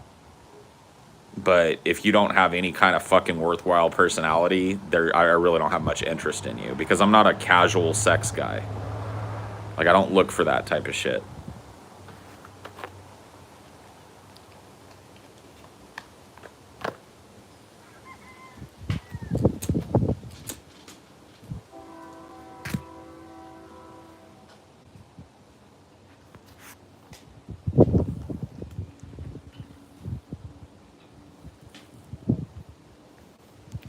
But like for me, much more so than with women, body type and stuff play a whole large role, right? So with women, I'm attracted to a broad spectrum of women. You know, BBWs and, you know, thin athletic women and everything on the range of body type spectrum, tall, short, all of that shit. I like it all. Very open to that, right? When it comes to men, I am attracted only to dudes that are smaller than me. So guys that are shorter with slight builds, so the opposite of me. And that is pretty universal.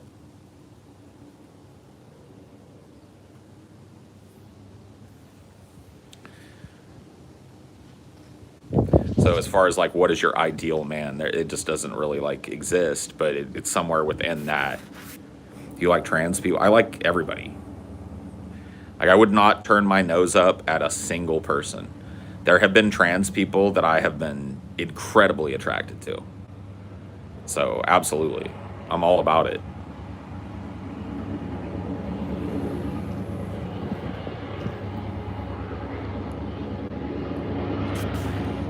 Body is greater than face. Eyes are greater than everything.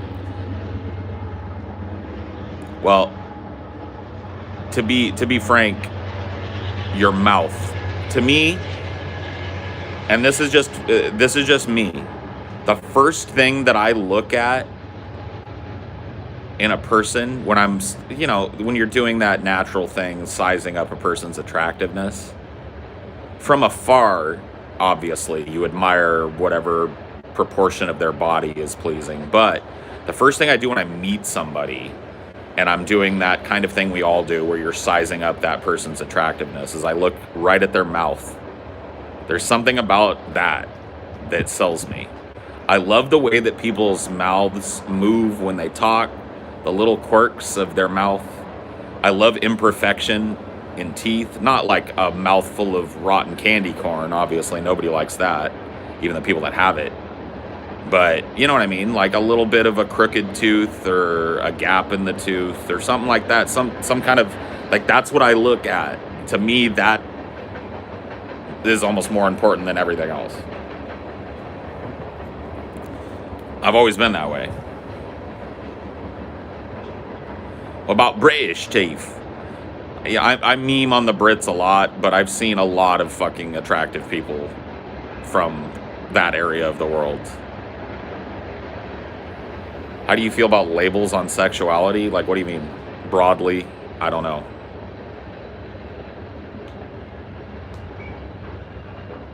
I like a nice smile and I like a nice laugh. I like the genuineness of a person's face. One of the things about Amelia that sold me was she's a person that presents herself, like, I don't know how to put it. In a lot of the pictures that she takes, she presents herself with a very stoic kind of look. But she's got this like absolutely radiant smile, right? The first time I saw it, I was like, whoa. Just a smile that's absolutely filled with genuine character, and I love it. And so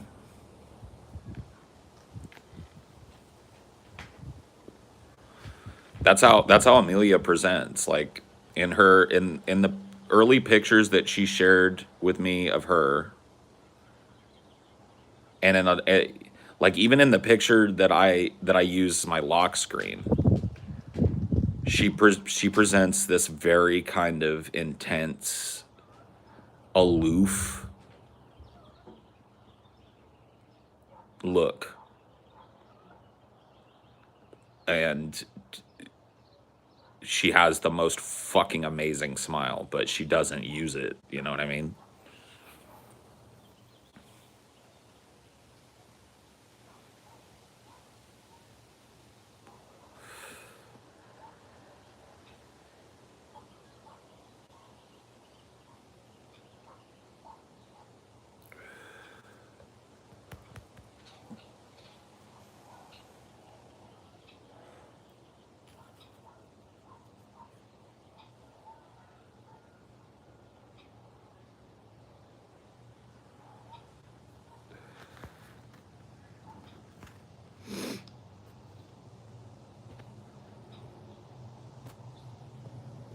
I think people who don't smile as much as are probably more reserved individuals. Well, that's definitely Amelia. Amelia is a wonderful foil to all of the worst instincts that I have as an adult in terms of procrastination and setting aside things as unimportant when oftentimes they are, and refusing to face looming problems. She's the opposite of that. She's very pragmatic, very calm, and she's so fucking understanding, so willing to accept me for what I am. She's not out to try and make me into a person who cares about those things. She knows that that is never going to happen. And so she gently guides me along the road of making sure that those things get taken care of in a way that's just so perfect. It doesn't feel like badgering, it doesn't feel like bitching, it doesn't feel like she's trying to be my mother. It just feels like that she's contributing her pragmatism to my more flighty nature. She exudes chill. That's the thing about Amelia is, I love that you guys get a little bit of exposure to her here. Like, once again, I don't point the camera at her. She's never made overtures to me that she wants to be like a total fucking part of what I do in terms of that, but she likes sitting out here monitoring the chat and engaging in conversation with me and stuff. And you guys have gotten to see that nature in her, which is what drew me to her in the first place. She was this supremely calm presence, even at times where she was hurting. Our friendship was both of us were in kind of different types of crises. She was in a relationship that was not great and working a job that was horrifying and just breaking her down mentally and physically. She was working at Amazon. And she would come to me with her problems, but it was so measured. All she needed for a release valve was just someone to listen to what happened during her day. And I so appreciated that about her, because I'm so the opposite. It's so easy for me to spin off, like start talking about my day and then just spin off into the world is fucking a nightmare and nothing's worth anything and I just want to fucking die. That is not in her. She was always just so measured about it.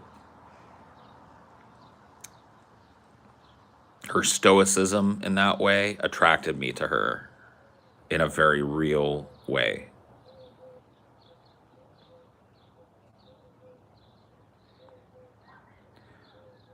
Does loving someone ever feel parasitic? No.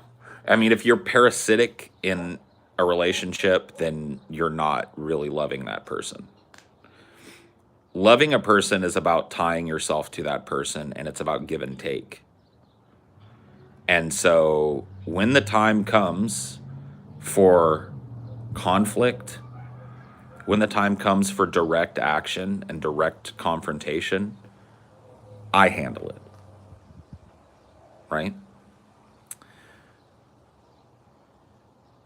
Because that's my bag. That's what I present.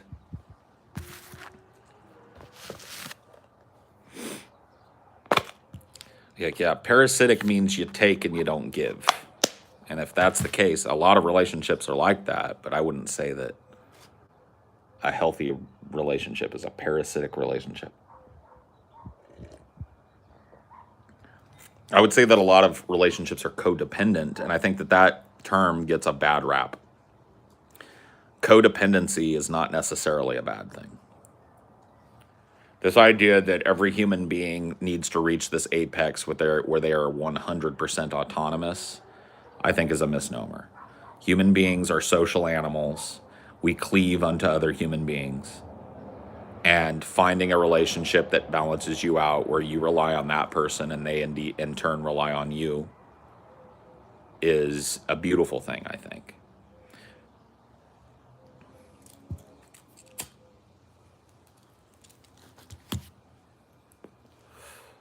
It's a beautiful part of blending your household with another person's household.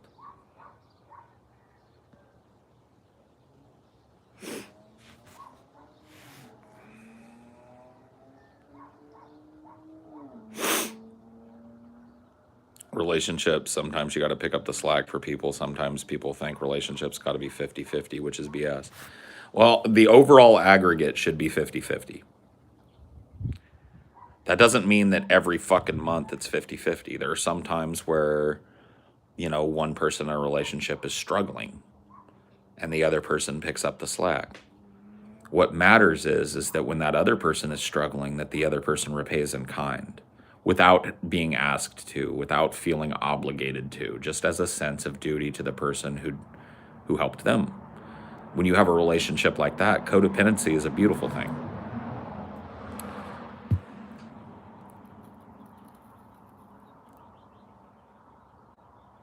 You might have answered this. Are you one of those people who has to be in a relationship? I don't have to be. I choose to be, right? I believe that, and this is just the truth about me, I believe that I need human interaction in order to keep myself grounded. And so, were I to be in a protracted state of being single, I would be left to what I would call my own devices entirely. And so I feel like almost like I would be a helium balloon, very tenuously tied to something that was constantly in threat of coming untethered and floating away. I really feel like that could happen to me were I to isolate completely. And so for me, the beautiful part about relationships is that collaborative nature. I am helped by the person, and I help that person. Like, how so? How would you drift away?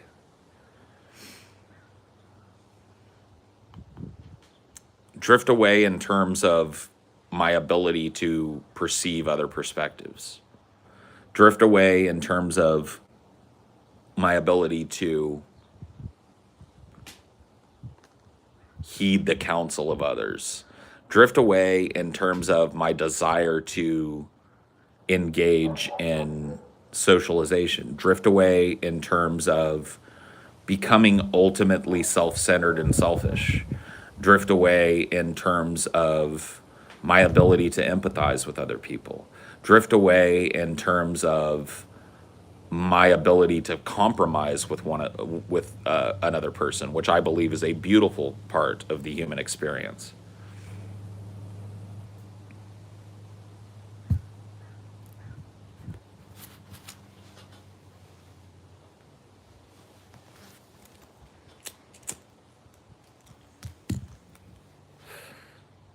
Does that clear it up?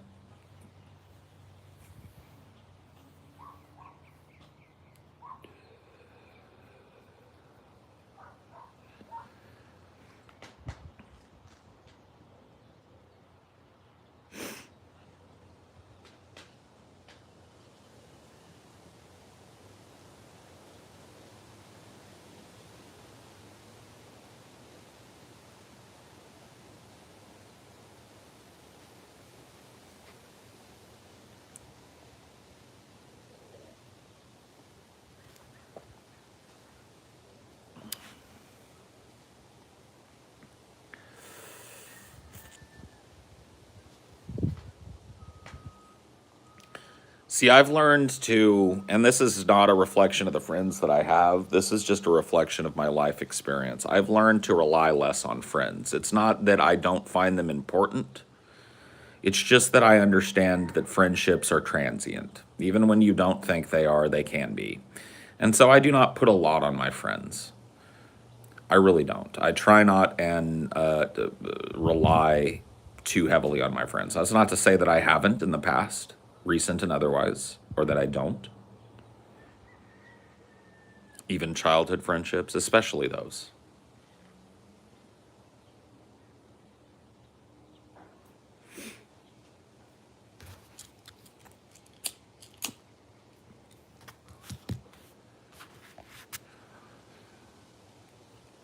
Those childhood friendships are a tenuous thing, especially when you go long periods of time without seeing them. Your friendship is based on a mutual respect for two people that don't exist anymore. A lot of my friends are grown now. I mean, we're grown since we've been real close friends. We're not in our 20s anymore. We're not drinking and partying. They all have fucking kids and jobs and mortgages and houses. And it's like we can't relate on the same level. But the breadth of that friendship and the length of that friendship makes it solid still. We're still in each other's orbit based on that baseline compatibility.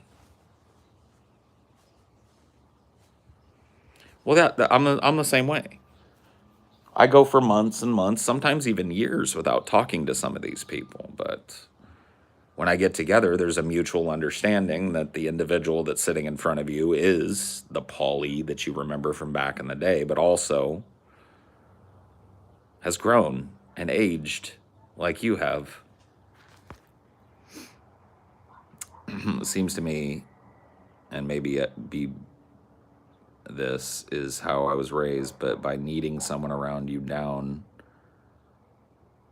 how are giving lots of people power who are outside yourself when you could focus on within? No, I don't really know, man.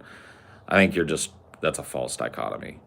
Relying on other people and having other people rely on you does not preclude you from being introspective. ¿Por qué no dos? I'm hugely introspective. What do you think this is? Amelia is asleep. She was up later than me last night, and she's sleeping in. You know what I mean? I'm here doing this, which is a very introspective exercise.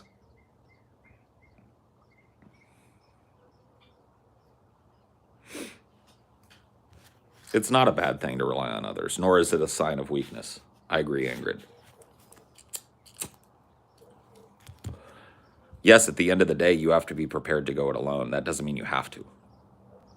That doesn't mean you have to all the time. Relationships can be transient things, and you have to be prepared for the worst eventuality in those things. That doesn't mean that you walk around in trepidation all day, worried to death that it's going to happen, that it's coming any second. No. You have to be self-reliant enough to get through, but that doesn't mean that you never trust a human being or never cleave to another human being.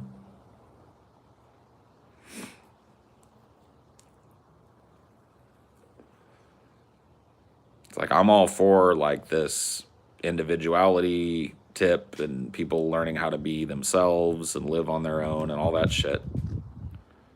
But I think human relationships are natural and necessary.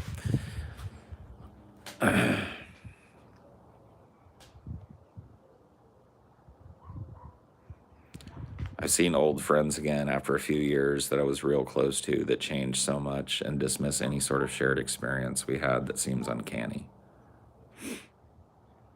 Yeah. I mean, it happens. People grow apart. Sometimes people grow parallel. Sometimes people grow together with time, and sometimes people grow vastly apart with time. It just depends on the path we take. That incredibly linear path through our lives can sometimes diverge extremely. It's not really all that depressing. I've got people that are like that, right? I just recently, like I told you guys, I recently had a friend whose young son passed away in a motorcycle accident. I went to his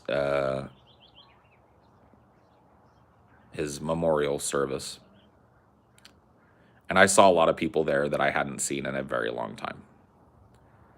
And some of those people, and I won't mention who, I feel like I have grown massively apart from, in terms of my priorities and theirs, maybe even in terms of my outlook on life and my interests and theirs.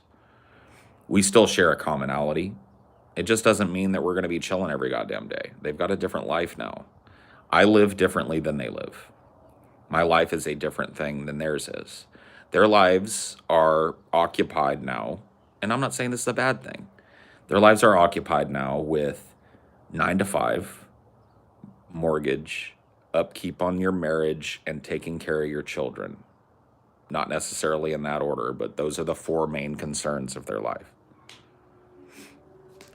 Maintaining steady at the job, putting food on the table for their children, and maintaining a healthy relationship with their children and their wife. My life is a different thing. My child is this show that I've created. I maintain a healthy relationship with my wife, but outside of that, I don't have the same concerns and trajectories that they do. I don't have a mortgage.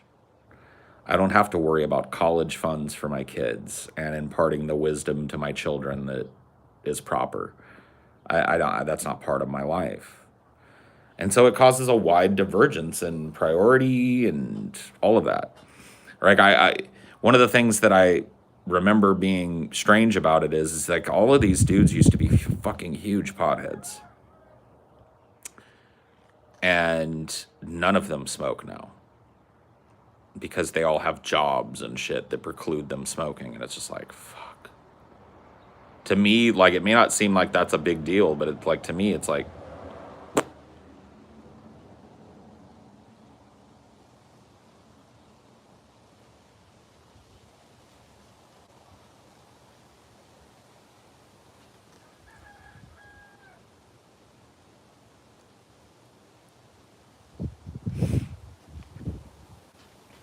used to be such a big part of how we interacted with one another.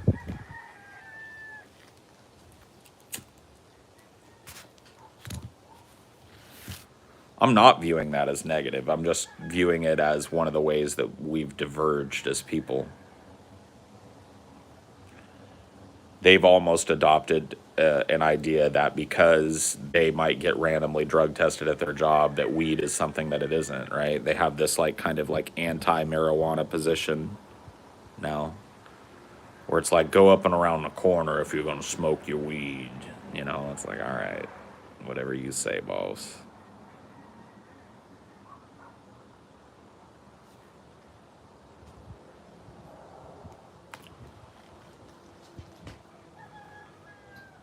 Cock-a-doodle-doo. I don't want my kids seeing you smoking weed. Hey, honey, grab dad another beer. You know what I'm saying? It's like, all right. Okay, yeah, I get it.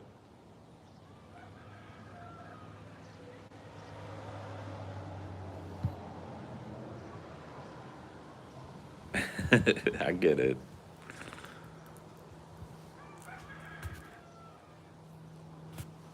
They've turned into our parents. That's how our parents were, you know.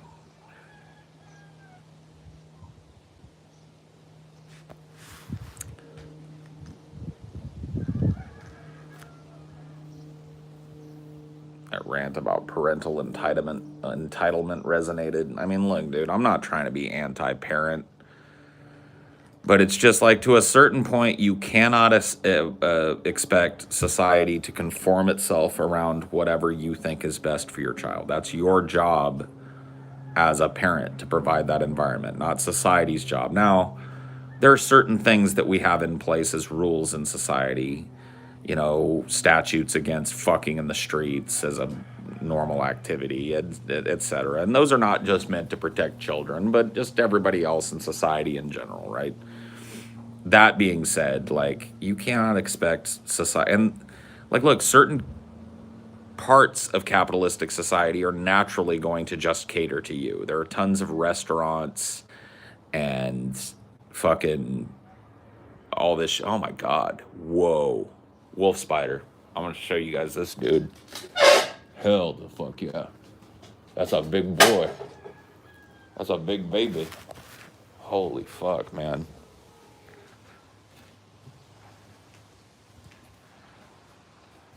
Look at this dude.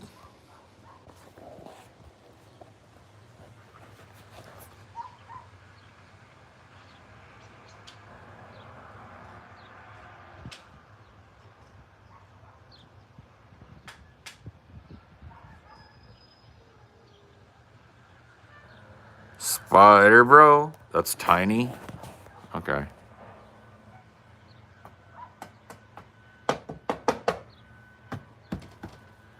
He's like sucked in. I'm gonna have to poke him with something to get him to move.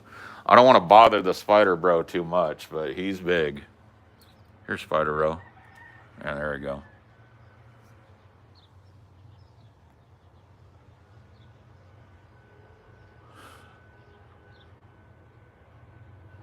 What if he jumps on you? He's not going to. That is just a wolf spider. Poisonous? Yes. Dangerous to human beings? No.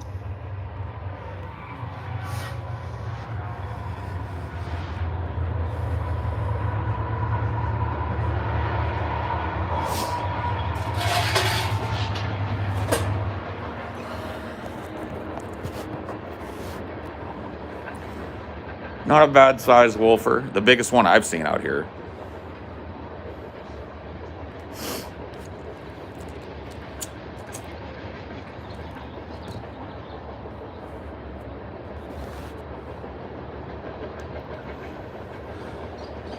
The eclipse.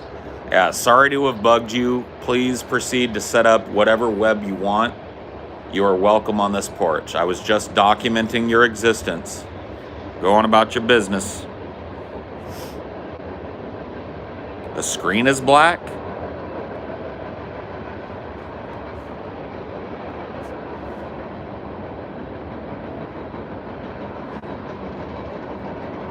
Is that... Did that fix it?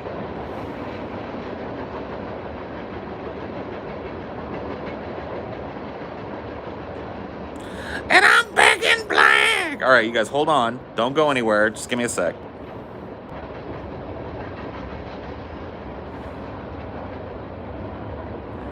How's that? And I'm back in black! Yes, I'm back in black! No, no, no, no, no, no, no, no, no.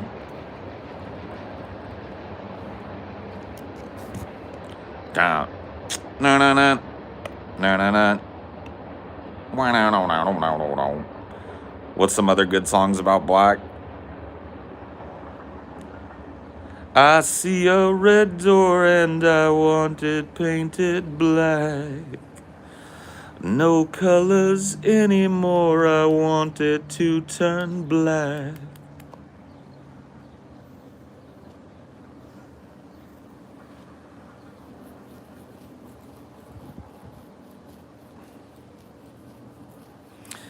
Blackbird singing in the dead of night.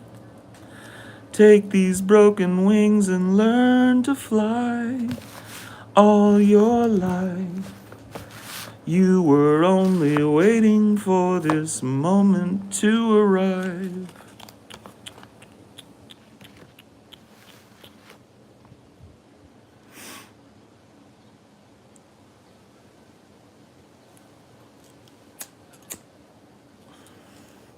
Oh yeah, this is my theme song, black. My leather black jeans on, black. My by any means on, black.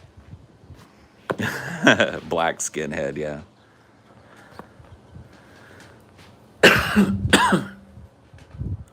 It's 4 in the morning, and I'm zoning. They say I'm possessed.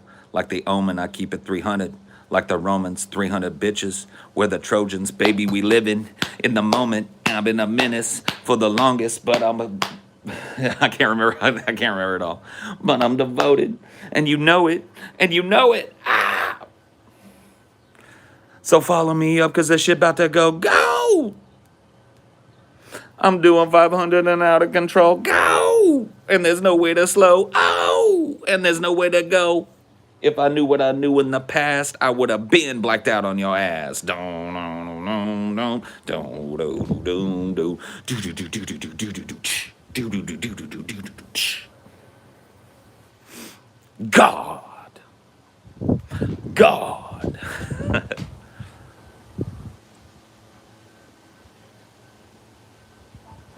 Oh, yeah. Because I fell on do-do-do-do-do-do. Black days. I'm not going to try and do Chris Cornell. I'm not going to try. But good example.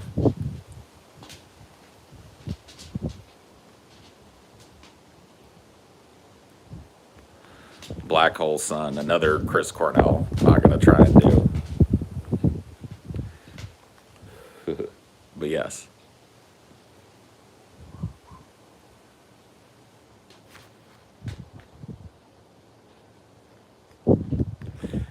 Well, they're different timing. They sound similar, but they're in different timing.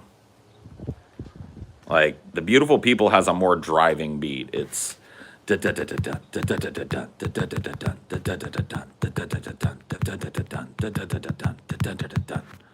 and Black Skinhead is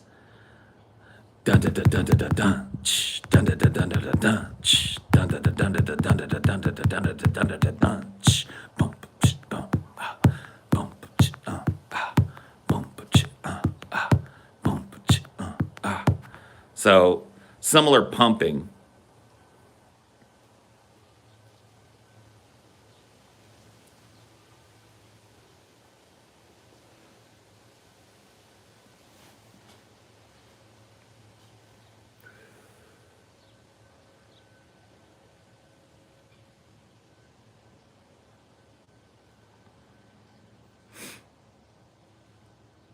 I don't know that they would mix all that well together.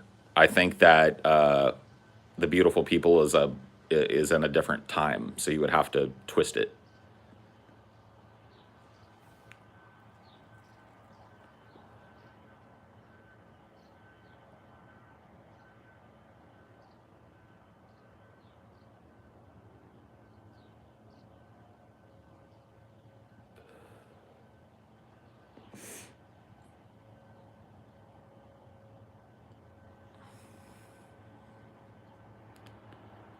Because if you think about it, like,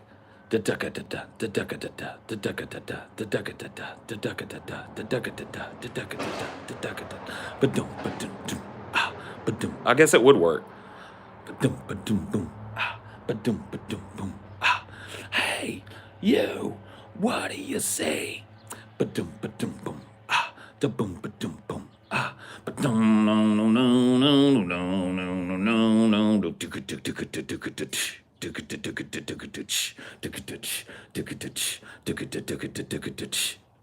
It could work.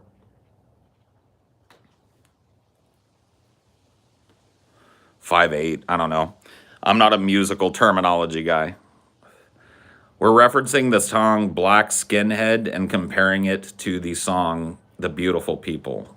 So Kanye West, Black Skinhead, The Beautiful People. There probably is a mashup, I would imagine.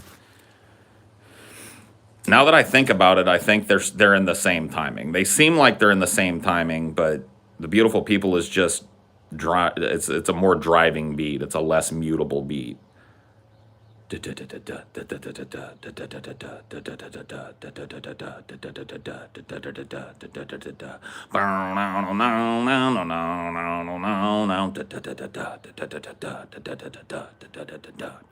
beautiful people, the beautiful people, the beautiful people, the beautiful people. This is my theme song. My leather black jeans on. My by any means on.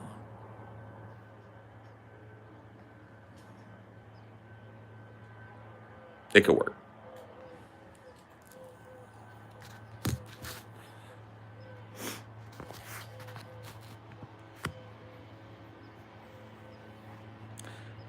Black Skinheads in 130 BPM.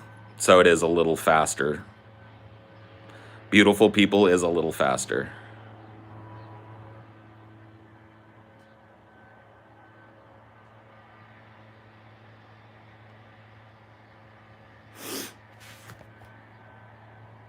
Yeah, you'd have to, like I said, you'd have to tweak the audio. That's not a huge BPM difference, so you would have to bring Black Skinhead up to 40 or bring fucking Beautiful People down to 32.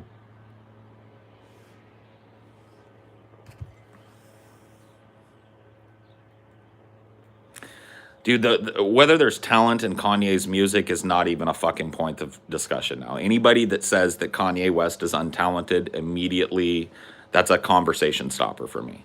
I feel like that person just doesn't know enough about music for me to have a baseline conversation with them. Kanye West is undoubtedly insanely talented and capable of making amazing expressive music that nobody else on the planet is capable of making. And anybody that doesn't recognize that is just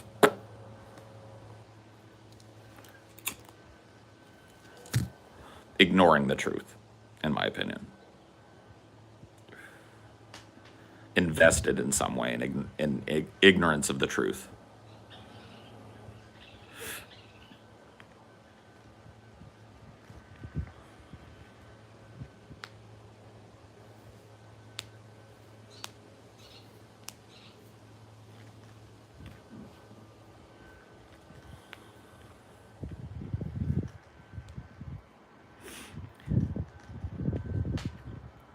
I mean, like, you can't really do the appeal to popularity thing, but yeah, I mean, in this case, the dude is a fucking international phenomenon. I wouldn't call the man a genius. Well, it depends on your definition of genius, right? Is the man a genius in the same way that Albert Einstein was a genius? No. Do I think fucking Kanye knows fuck all about biology or the way the cosmology or fucking, space time? No. No, I don't think he does. Do I think that fucking Einstein could have written Yeezus, the album? No. Do I think any other human being in the history of human beings could have written Yeezus? No.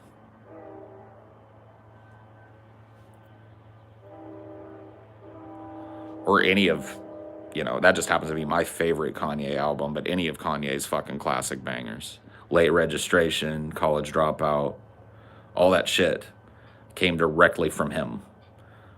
It's like I was watching that, not to go too far afield, but I was watching that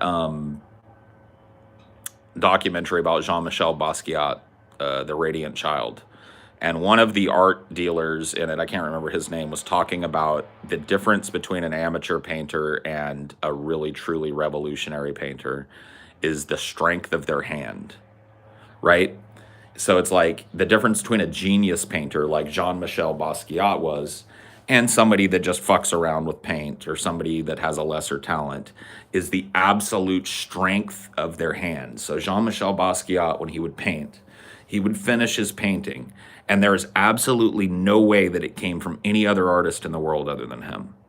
He had an immediately recognizable hand, and that is the mark of a genius artist. Okay? So if you extrapolate that genius out into the music world, Kanye is immediately recognizable on any fucking track that he shows up on, and especially in his own shit. The shit that he shows up in, you go, that's Ye. That's a genius. That's a musical genius. That's a production genius.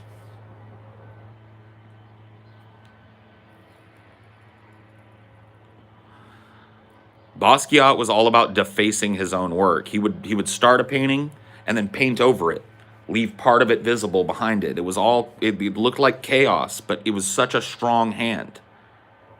He knew exactly what he was doing. He would start with a basis, paint over it, deface his own work, paint over a whole thing, write something over it, paint over certain words, paint something around it, paint things next to it. His work was so fucking intricate, right? And the way that he did it was so intricate.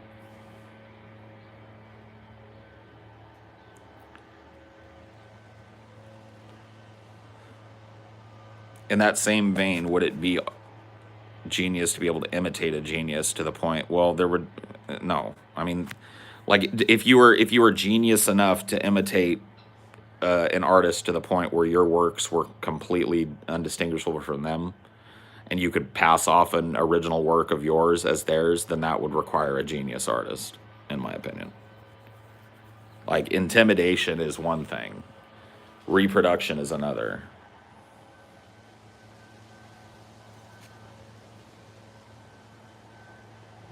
Bum bum bum bum bum bum bum bum bum bum bum bum bum bum bum.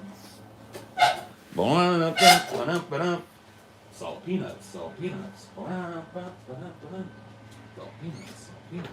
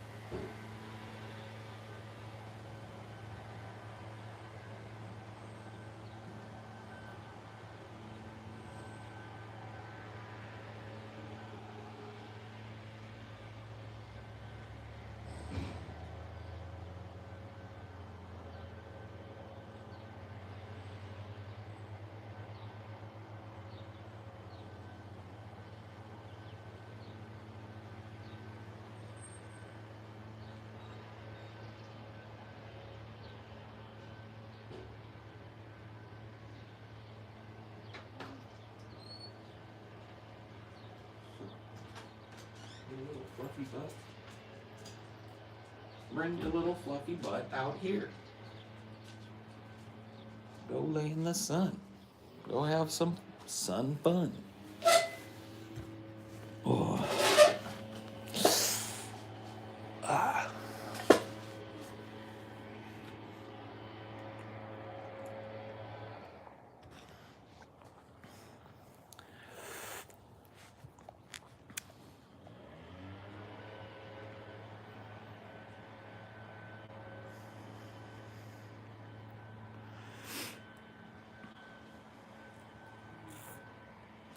Red or blue slushy, both.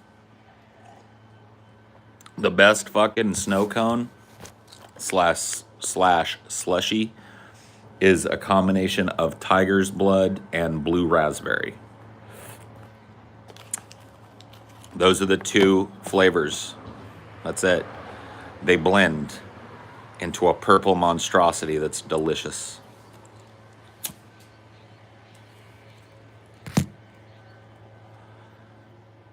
Yellow snow. Watch out where the huskies go, and don't you eat that yellow snow. Watch out where the huskies go, and don't you eat that yellow snow.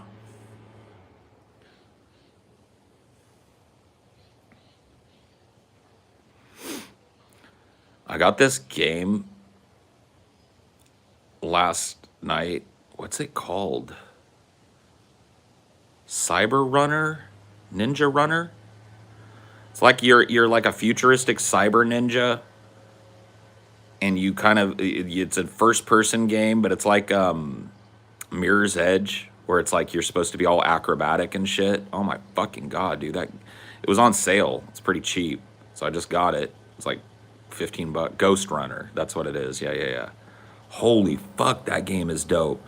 I suck at it, dude, but I'm learning. I'm getting it, bro. Dude, it feels so good when you pull it off. It's like, oh, shit. Jump, jump, jump, jump. Stop time for a second. Dodge a bullet. Fucking slash. Cut somebody's head off. Dodge another fucking bullet. Slash. Cut another dude's head off. Keep running. Slide down a fucking thing. There's a dude at the bottom of it. Jump at the end in midair. Slow down time for a second. You see his bullet coming at you. You go, whoosh, cut his fucking head off. Oh my god. Once you get into it, it's like, whoa.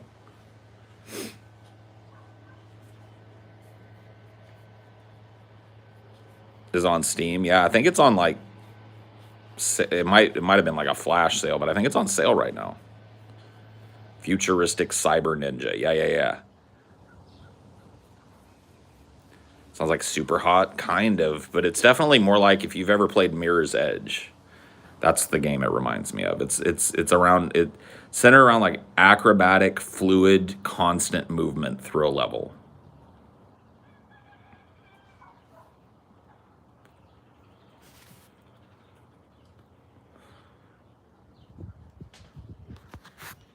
Well, they're making 2 as of yet unreleased DLCs for Ghost Runner, and then they're probably going to make a Ghost Runner 2, I imagine. I have played Sekiro, yes. I actually played it on stream. If you search Sekiro,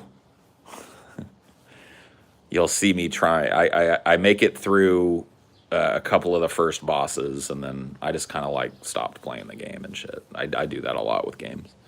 But it was fun while I played it. It's a game that I may go back to at some point because I was having a lot of fun with it.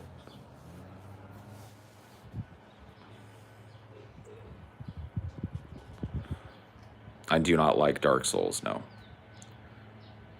I like Souls-like. I like the gameplay of Dark Souls, but I do not like the kind of color palette and dreariness and setting of Dark Souls. It just bores me. That dark fantasy shit. Like, if it was done differently, I'd feel differently about it, but it's not, so. It took me a while to realize that it wasn't like Dark Souls that I hated. It was just... Or it wasn't the Dark Souls style of game that I hated. It was just Dark Souls. Hello, baby. And we're out here sun-dogging it.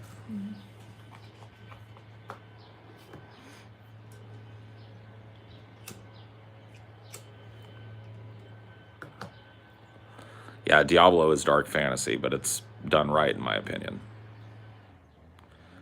Nope.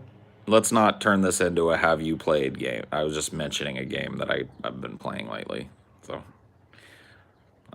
let's not turn it into a have you played fest. Okay? Okay. Deal? Deal. Do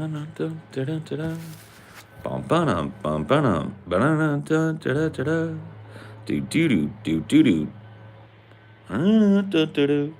do do do. You played Salty Cracker? Oh shit! Yeah, but I never lose.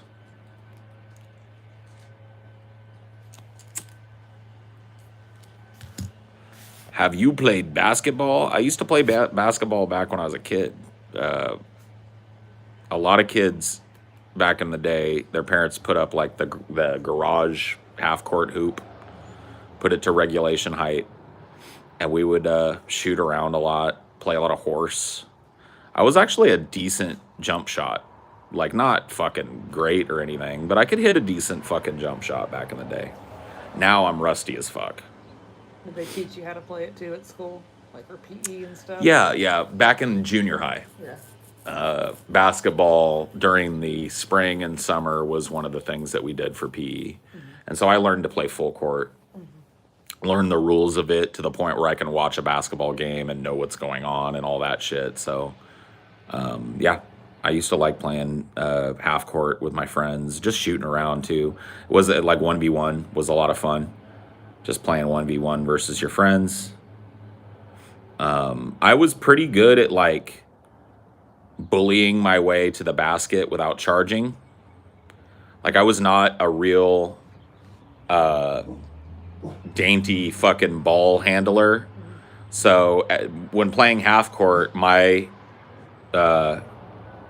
fucking strategy is usually to bully my way into the key and then go for a layup. And I was really good at that when I was a kid. I could hit a pretty sweet layup. That was always, and I had friends that were, was I big in high school? Yeah, I was big. That's when people grow up usually. Yeah. I wasn't big immediately. It took me a while to kind of like have my growth spurt in high school. Yeah, well, you know what I mean. Like, I wasn't a real fluid, like, fucking quick crossover artist or whatever, ankle breaker and shit. And so I didn't do a whole lot of shooting. Like, I would back somebody up and go for the fadeaway a lot. Like get myself near the key and then, you know, back somebody up and fake like I was going for a layup and then do a little fadeaway jumper. And I was pretty good at that. Or just kind of backing somebody up and letting them try and reach in on me and shit, keeping the ball away from them and in front of me as I backed them up into the key, and then just kind of spinning and doing a little layup. And then my defense strategy was just to try and shut down shots. You know, I'm a big dude, so I realize having your hand in somebody's face is a good way to shut down their idea. You know what I mean? You got to try and remain at least nimble enough that they don't cross you up by acting like they're going to post up for a shot and then not doing it.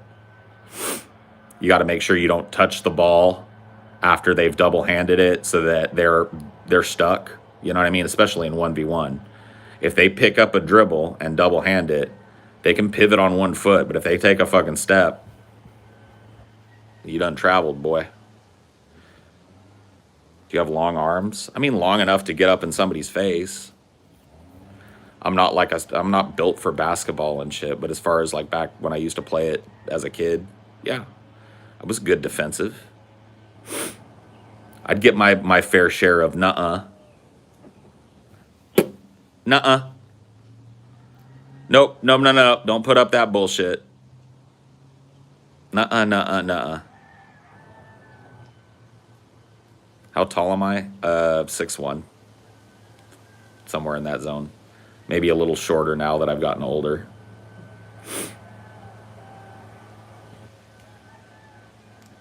Get ready, kids.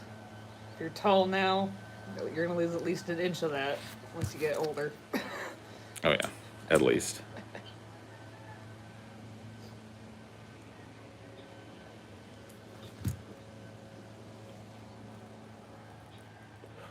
I can't dunk. The only thing I was decent at in basketball was making it harder for the best players to shoot. I kept stalking them like, well, yeah, I mean, I didn't play a lot of like team half court.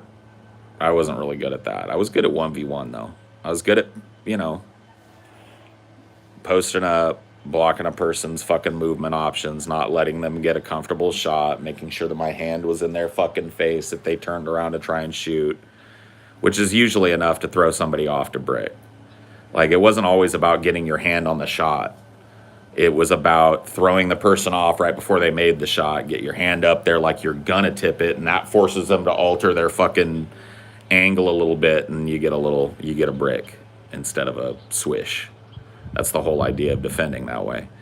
If you can get a fucking, that feels great. No, pow, you know what I mean? But you can't go for that every time. It's more about threatening that, right? Being in that person's face, blocking their access to the shot, making it look like your hand is going to be in the way, getting it right there in their fucking face so that they have to alter their shot and shoot in an uncomfortable manner that makes their shot go wide, bounce off the backboard. Then you pick up the dribble and lay it up.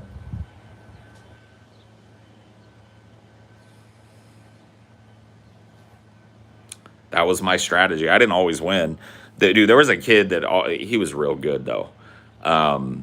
He was real good at 1v1. My friend Josh, back in the day, he was a Mexican kid, one of my best friends in the neighborhood, and or I guess Mexican. His family was first generation Mexican immigrant. He was a Hispanic kid, really fucking good at basketball. A smaller kid, so shorter, but had really good ball handling, like spent a lot of time learning like the cross ups and shit. So he was always tough for me to go against because he was really good at getting around my kind of just being a brick on defense, you know, because he was good at like looking like he was going to try and spin out one way and I start making my momentum that way. And then he's doubled back and passed me, you know, or, you know, facing me rather than backing me up. Like my strategy with him was always to back him up.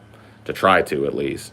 He wouldn't do that shit. He'd face me head on with the ball, which obviously, like, you know, you're watching that fucking ball and you see like, oh yeah, I'm gonna go in on that. And of course you put momentum into that intent and he sees that coming and he crosses you up and leaves you fucking kind of broken ankled while he just kind of walks and does a sweet little layup.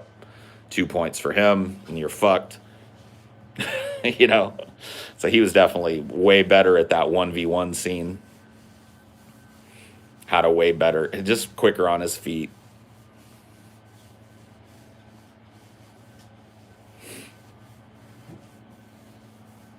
What are you boofing? Look what's got you all worked up today, Senior. Was Cricket a good boy last night, or did he wake you up? He didn't wake me up.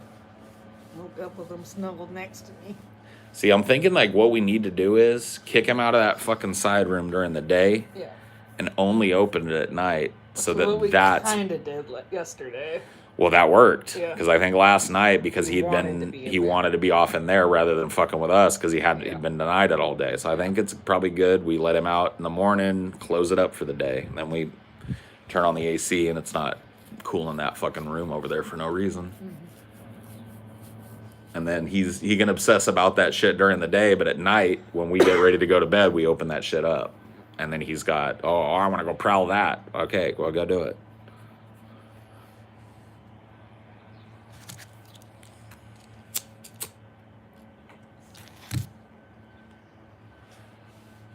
I saw somebody that was like, because I talked about, I can't remember, was it a grease trap? I think it was a grease trap. Oh, by the way, right up at the top, you see the pole going up? Yeah. See on the right-hand side, big wolf spider up there. I showed it to the people. You see him on the right-hand side of that pipe up there? Not dangerous. He's just a nice big oh, man, he's moving now that I mentioned him. See him? So, I just wanted to set up shop there. Yeah, he's a spider, bro. So I ain't gonna do shit about him. I just wanted to show people him. Mm-hmm. Anyway, what was I talking about? You're talking about on the grease trap about Cricket. Oh yeah, Cricket. Yeah, I told him how Cricket chewed into those treats and ate them all when you went to go get him a treat, and then there was some comment on that like, dude, it sounds like Paul's actually got a rat problem. And I was like, bro. You never had a cat? I was like, dude, you don't know. Well, maybe they've had a cat that isn't Cricket. Yeah. Cricket will chew his way through a bag to get food. He's done it multiple times. Oh my God, we catch him in the act. Yeah, like the big bags of food, especially. Yeah, like when he first came, I used to keep Dinoaur's food like at the bottom of the pantry, like on the floor, and if we didn't close that door, we'd be sitting and watching TV, and we'd hear crinkle, crinkle, crinkle, crinkle. We'd be like, what the fuck is that? And we'd go flip the light on in the kitchen and look in the pantry, and there would be fucking Cricket posted up. Like a big fat turd chewing on the corner of the fucking doggy food bag so he could get like a nugget out. So trust me, there ain't no goddamn rat in the house unless its name is Cricket. That had Cricket's fucking paw prints all over it. That was a Cricket heist, and make no mistake. If we had rats, they'd go for like the bread or some shit. We ain't got no fucking rats. I would have seen rats or mice or some shit, and Cricket would fucking take care of that shit if there were. Or even if he couldn't take care of it, we would have definitely seen him attempt. Right, that's what I'm saying. No, that was a Cricket heist, pure and simple. It had his fucking goddamn little nose prints all over it. He just had himself a little late night, mom and dad are asleep and the sun ain't up and ain't nobody gonna stop me if I'm quiet. Feast on a whole bag of treats.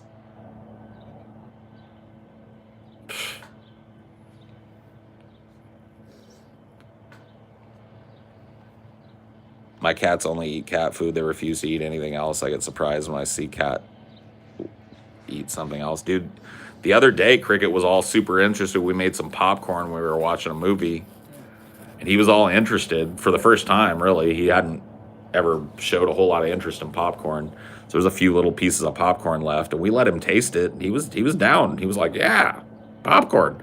Dinoaur goes fucking ape shit for popcorn. Like, he hears it in the microwave. He knows the sound. And he's just like, at attention, just like looking at you, staring at you with this like, you're making popcorn. I hear it, and I will get some, you know. You throw him a few pieces, it's like his favorite little... He's a little bit of a beggar, but not much. But with popcorn, he's all out begging. Yeah, it's his favorite little snack. It has been since the very fucking, when he was a little puppy.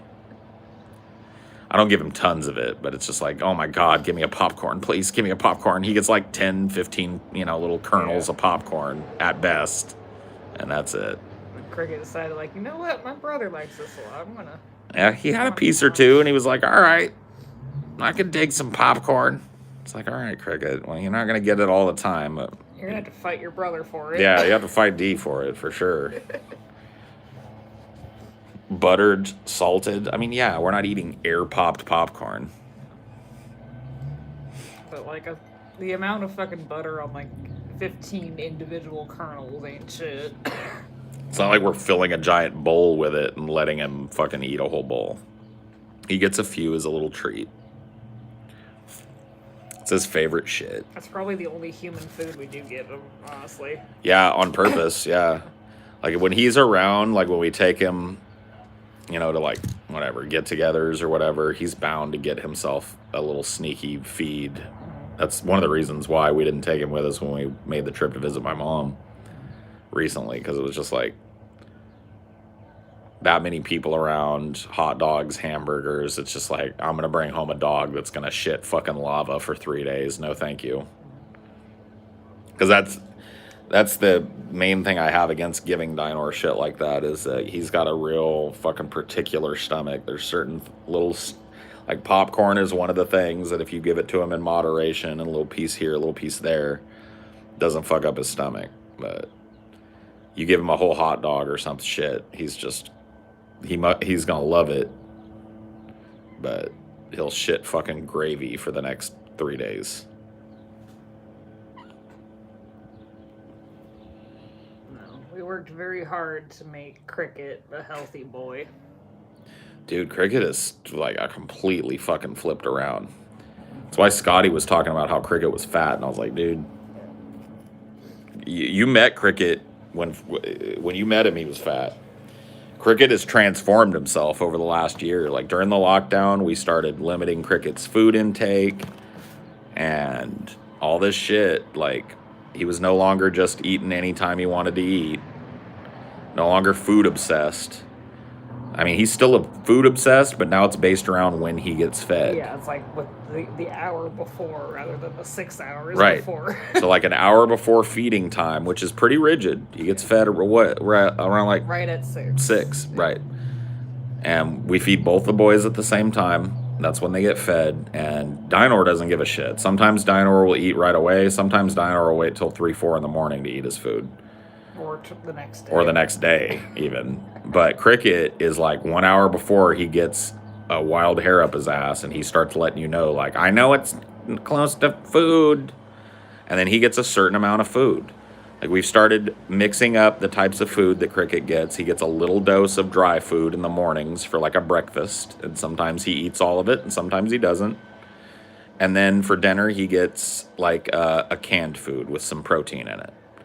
He likes poultry, so we give him chicken, turkey, that type of canned kind of food. He gets 1 can, and that's it.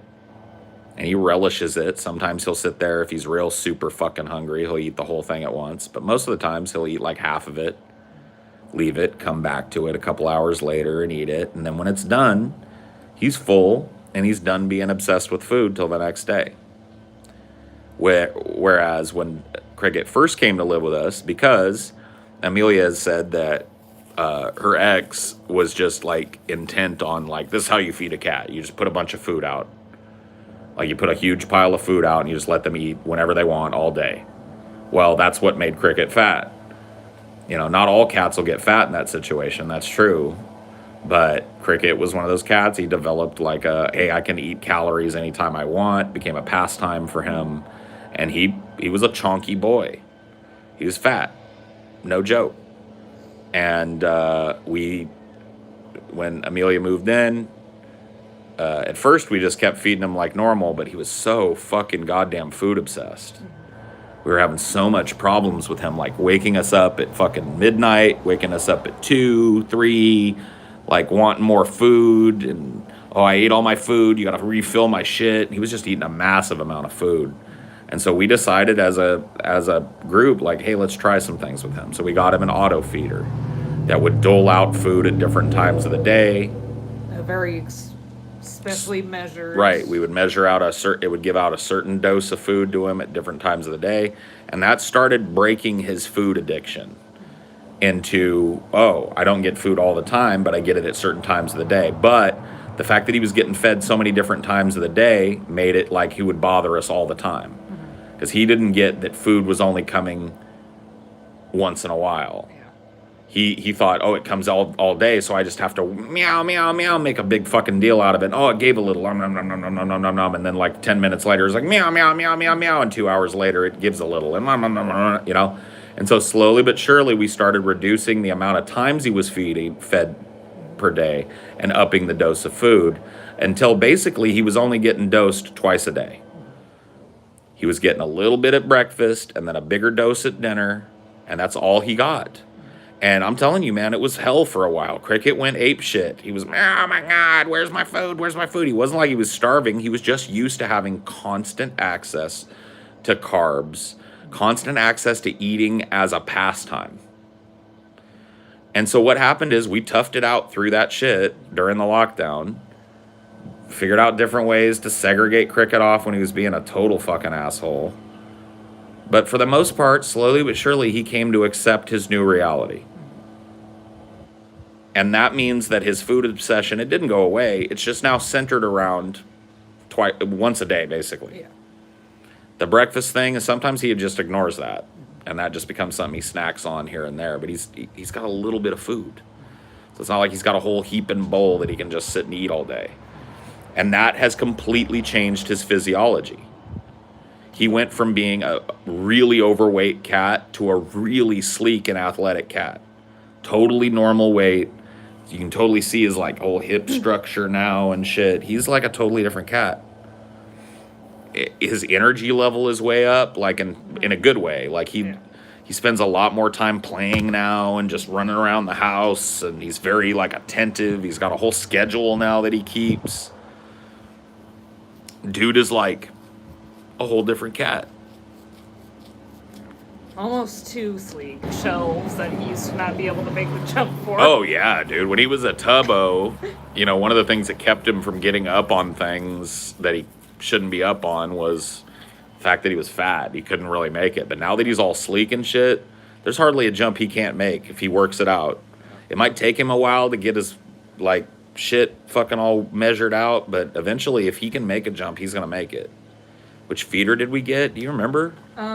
It's just like a single cat auto feeder. It's probably like the first thing that's gonna show up on Amazon if you look for it. Yeah, it wasn't like, it's not some Amazon if you look for it. Yeah, it wasn't like, it's not some special thing. No. It's not super special thing. No. It's not super expensive. You remember how much we paid for it? It was probably like $50 or something around that zone. It's for single cats. Yeah. And you just put the food in a bin. Yeah. And then you program it to dose how much food you want it to dose and at what times. Yeah. I can't remember what brand it is. We still use it for them, so I could go check if you're really interested. But like Amelia said. Yeah, and Pranav asked, so I'll do it for Pranav. So. Yeah, well, sure, yeah. Thank you, baby. That's very nice of you. She's going to go check the brand for you, bro. Check the brand for you, bro.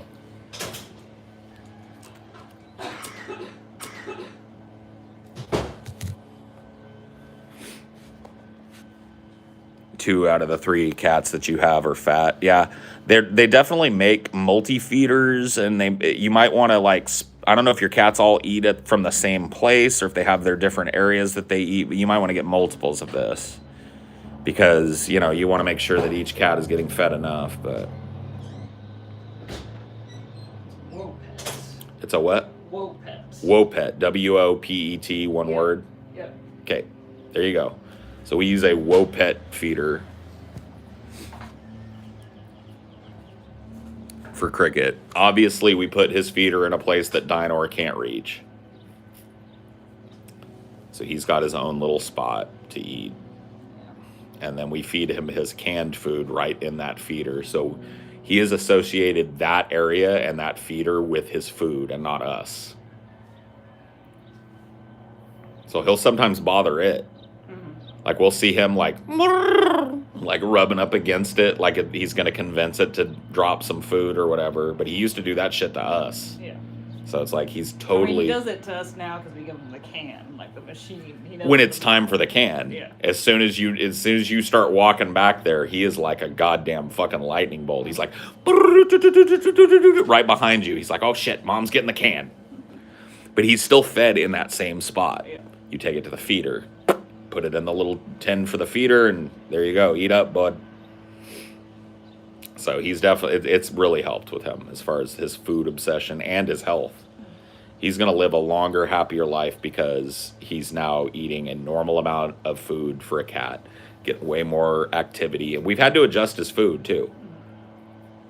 Find the sweet spot. Yeah, there was a time where he wasn't eating the kibble like at all. Right, because he was he had like lowered his expectations of the food so much that we were giving him too much. So it's like we had to temper it down. And then there was a couple of times where we put it too far, and he was way too food obsessed. So we could tell he's hungry. So we found that sweet spot, and now that we found it, he is way better on the food obsession shit. And in way better shape. And pretty cool. It's good if you have to go out of town for like a day or two as well, so you're not just leaving out a big tub of food when right. the cat's gone. Exactly. Gone, yeah. Yep. Sorry, I know this shit is kind of boring to people who don't give a fuck about pets. I just went on and on and on about, but yeah, no, you have to keep conscious about that. Like Dinoaur is in perfect shape. He always has been.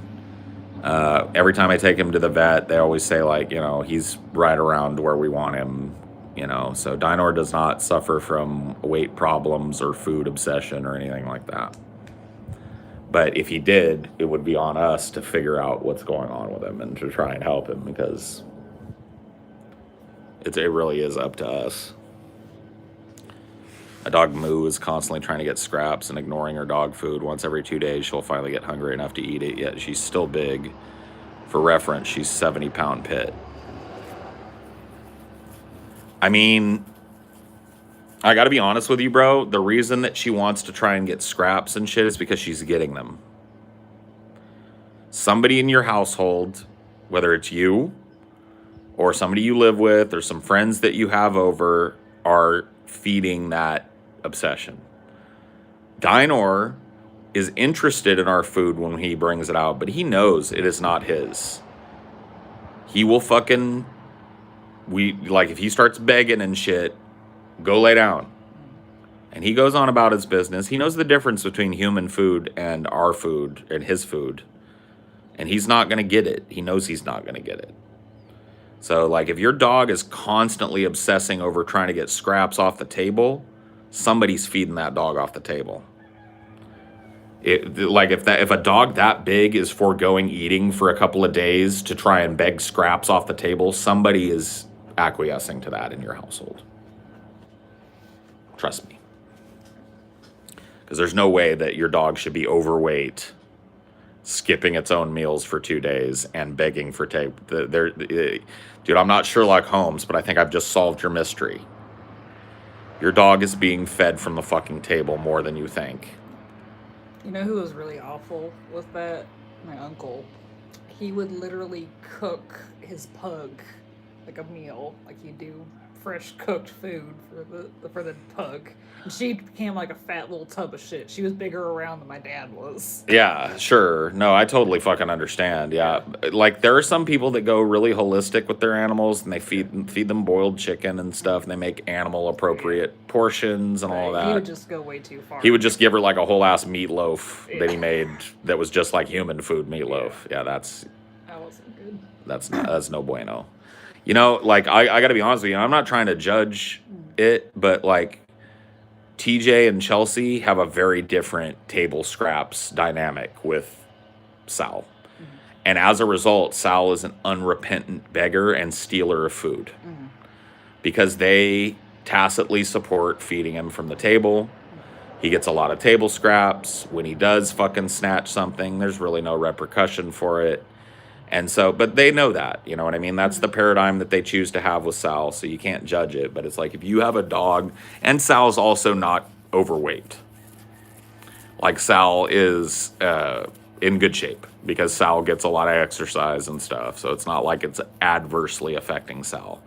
And he does not eat nothing but table scraps. But they've established a paradigm with Sal where it's like every once in a while he gets thrown what the leftovers are. He gets a bone out of the meat. He gets this, he gets that.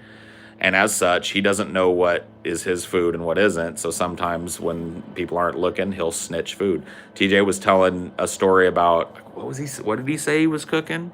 Chicken breasts. He was cooking like 4 or 5 chicken breasts for him and Chelsea. And he said he turned his back to work on some side, and he had the chicken breasts sitting out on the counter resting. And you know, you've seen Salvador. Yeah. He prairie dogged Yeah. and ate like 3 of the 4 chicken breasts that TJ had made without even making a sound. Just like down, down, down, and then goes on about his business. TJ turns around and there's 3 chicken breasts missing, and Sal's fucking sitting over in the corner. He knows, you know. It's like, and obviously for TJ, if it was a big enough problem, they'd fix it, you know. But he doesn't really care. That's part of Sal's character and charm is that he's a little thief. Yeah. He's a little definitely if you have a dog that is tall enough to reach counters, you got to be way more strict about it so they can reach it. Well, see, here's how it worked with Dinoaur, and this is a weird little part of Dinoaur's upbringing, but it's why he is the way he is. Dinoaur knows the difference between a stuffed animal that isn't his and a stuffed animal that is his. He very rarely will go get something that isn't his. So Dinoaur is, because when I first got Dinoaur, I was living with my ex who had a lot of stuffed animals. She had not a huge collection, but she kept a lot of stuffed animals around that were not meant to be used as dog toys, obviously. And so it was like Dinoaur had to learn early on as a puppy, this is your stuffy and this is not. And so we very much instilled that in him, and that bled over into food as well. Like, I, from the very start, knew that I did not want a dog that was just so unrepentantly begging and dependent on human food, that he had weight problems and that it was just, you couldn't eat around him. And so Dinoaur didn't get shit off the table. Dinoaur, when he was a puppy, when he went through his like little begging phase where I see what you're eating and I smell what you're eating and I want that, I'm just gonna whine like I don't have food. He would go 2 days and not eat, and that's all he had food. And it's just like I fucking worked through that with him as a puppy, and he learned something in his little doggy brain that when he does get a little snitch of human food, it's like a treat. It's a super special occasion. It's not an expectation. It's a treat.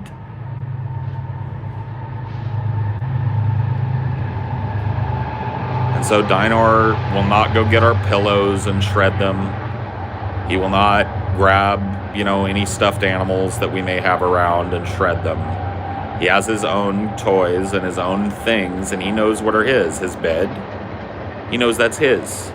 He's got a little cloth, poofy bed that he has with a blankie on it. Those are his things. That's his blankie. It's his bed. He's got his little toys that he has, his little babies. Every once in a while, he'll snitch a sock, but he's allowed to do that.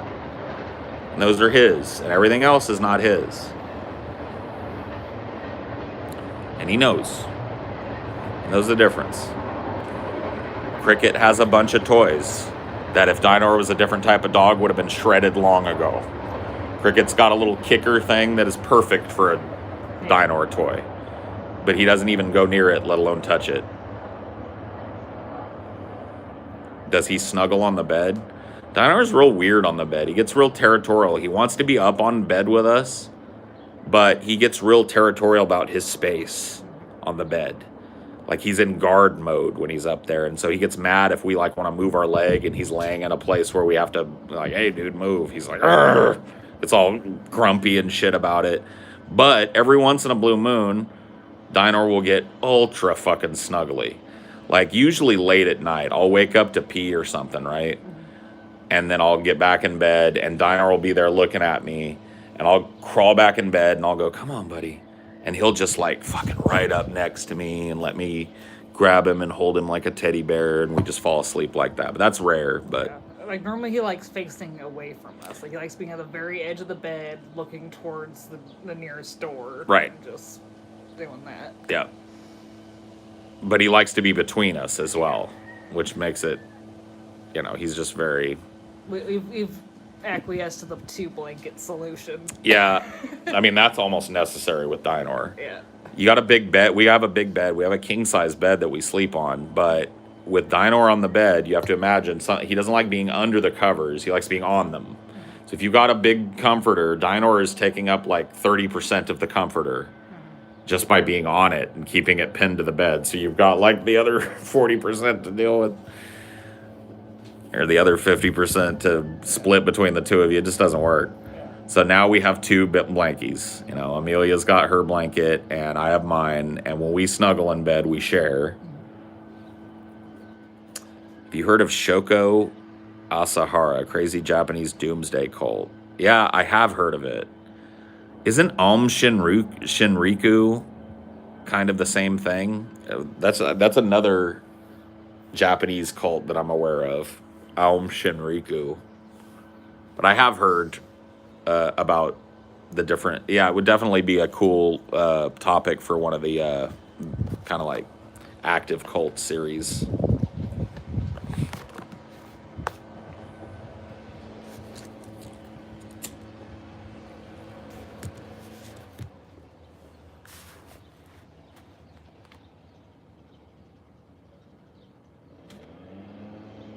What's the nicest hotel you've ever stayed in? Let me think about that for a second. I would probably say the Madonna Inn.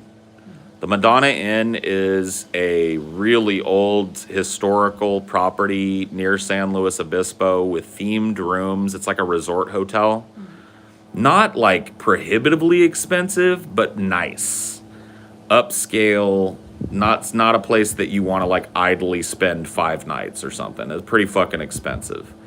Has a whole resort structure where if you're staying there, you have access free to horseback riding, guided yoga, free massages, the whole 9. It's like a resort experience when you're staying there. As long as you're a resident there, you can go get fucking any of the amenities there, spa amenities and shit. Most of it's free. And they've got a nice restaurant there. You get a discount on everything if you're a resident. And it's a really upscale restaurant. They've actually got 3 restaurants on the property. So you can go look at it. It's actually really cool. It's called the Madonna Inn. It's in San Luis Obispo. Probably the nicest place I've stayed in. As far as like upscale hotels go, I did stay in a suite in Caesar's Palace for my ex-wife's 21st birthday. Her parents got her a trip to Vegas. We had just started dating. And so we she was able to bring whoever she wanted. She chose to bring me. And her parents got us a suite. Not a full, like, giant, like, bridal suite or something, but the upscale rooms on the upper levels that had a big floor-to-ceiling glass one-way window on the strip. Beautiful amenities, couch, in there that could seat 5 or 6 people with a fucking big-ass TV, big sound system and all that shit. It was really nice, but I still feel like the Madonna Inn was a nicer stay. But I think that just shows my my tastes in what I think is nice versus what other people might think is nice. Like The Hangover, not that banging. Those are like, like the presidential suite or whatever. This was just an expensive room in Caesar's Palace, right? Not your normal, like, smaller 1-bedroom, little seating desk, little mini fridge, bathroom, and a shower jobber that you get, right? Couch, TV, fucking veranda that you could walk out on. Well, actually, this one didn't have a veranda. There's no verandas in the Caesars, but like you could floor-to-ceiling window looking out onto the strip that was one way, so you could stand there fucking naked if you wanted and look at the Vegas Strip at night. Watch the fireworks displays at some of the different Vegas hotels. You want this last one? No, you go ahead, baby, please. I just grabbed a couple because They dip really good in coffee. I love them in the coffee. But yeah, no, that's all you, baby. Yeah. The Vegas story of the I'm a Rockstar son story. I love that story, man. That's such a cool fucking story. I'll never be that cool my whole fucking life, bro. For those that haven't heard it, I'm going to tell that story again, just because I'm thinking about Vegas. So when I went to, and it sucks because I can't really reveal a whole lot about the person that I'm talking about, because the person that I'm talking about is a person that has made a lot of effort to not be a public figure anymore, right? And so I'm not going to tell you this person's name. All I will tell you is that this person was in an immediately recognizable band. He was a touring musician with a band that, if you know anything about rock and roll, the history of rock and roll, you would immediately recognize the band. And that's all I'll say, right? And I didn't know this about him because he's not super open about it. My ex-wife had told me, oh yeah, my stepdad used to be in a band, blah, blah, blah, blah. She wasn't a, big buff of the music from the era, and he didn't share a whole lot about it. So anyway, he took us out to dinner at the Hard Rock Hotel on this trip that I was mentioning, where we stayed in a really nice room in Caesar's Palace. And the Hard Rock Hotel obviously has a big Hard Rock cafe in it with tons of rock and roll memorabilia all over the walls and like a little museum area, the whole nine. We sit down, we eat this huge meal because it was a meal for my ex-wife's birthday. So they did it up proper. Drinks are on us. You guys order whatever the fuck you want. They over-ordered on the appetizers. They just filled up the table with food that we couldn't eat. I mean, it was just a big, nice, celebratory dinner, right? And I knew that we were racking up a huge fucking bill. And at that point in my life, and especially even now, I have a hard time just accepting opulent gifts from people, right? If somebody wants to take me out to dinner, I really feel more comfortable if they let me meet them halfway or just let me pay and we do like a you pay, I pay kind of back and forth. And so it was in my mind that when the check came, I was going to throw it on my card and be like, hey, let me pick up half of this. I wasn't fucking broke dick at the time. I wasn't rich, but I brought some money to gamble with and shit. I had a credit card. I had some expendable income that I'd set aside for the trip and shit. And I wanted to do something nice for my ex-wife and do something nice for them as a thank you for like... Especially because you were early on dating her, so you wanted right, you wanted to do the man thing. Of course, and I was very early on dating her. I mean, we'd been together for a couple months, you know what I mean? So we weren't like... totally fucking ultra serious yet and all that.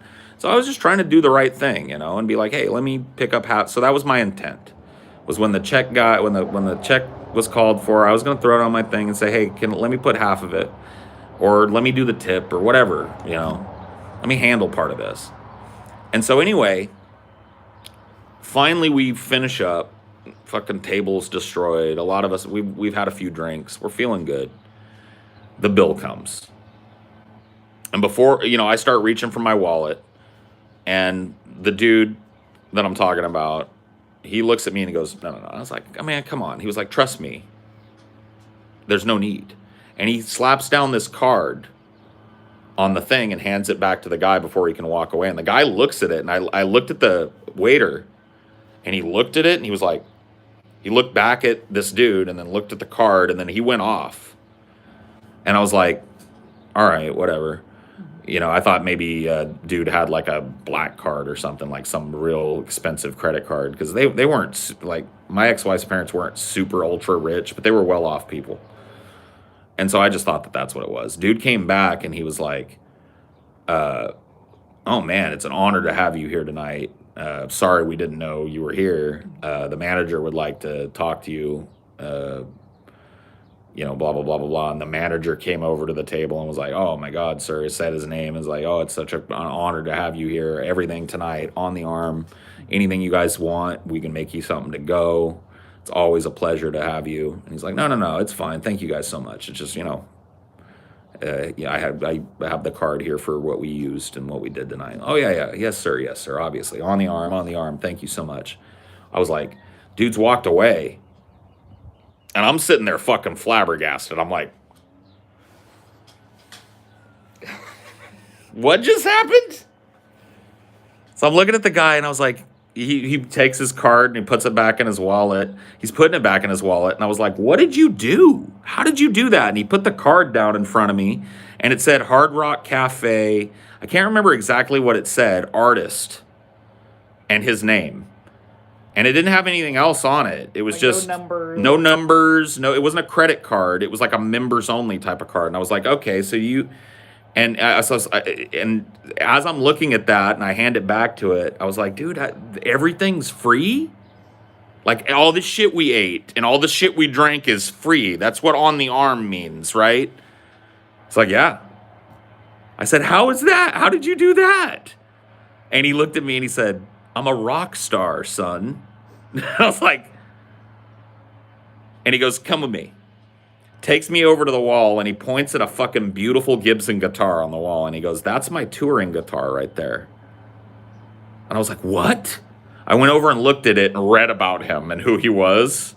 And I was like, oh, you were in the, he was like, yes, that's why we got everything free. All right, cool. I was like, yeah, cool. Yeah, cool. He's like, all right, let's go sit down and let's round it up. Let's call it a night. I was like, all right, bro, thank you. Yes, cool. That was crazy. Did he ever treat you to that again, or was that the only time? That's the only time we went to Vegas. No, that's not true. Twice to Vegas, and we did do that again. Mm-hmm.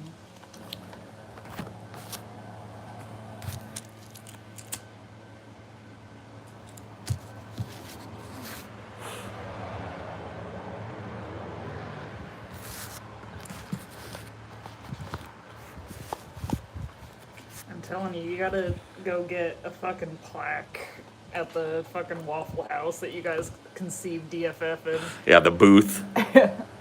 Just get a little plaque on the booth. Yeah, that's some crazy stuff there, for sure. Definitely a unique experience, you know. But he was a guy that did not flaunt that shit. He didn't walk around and expect, like, he didn't even tell anybody. We just ordered like we were normal-ass plebs, and he busted it out at the end, you know, because it wasn't about him getting ultra special treatment while he was there. He didn't want, like, some announcement that he was there. That was one of the things he told the manager. Mm-hmm. He was like, please, you know, I'd like to keep it cool. Manager was like, oh, of course, discreet, blah, blah, blah.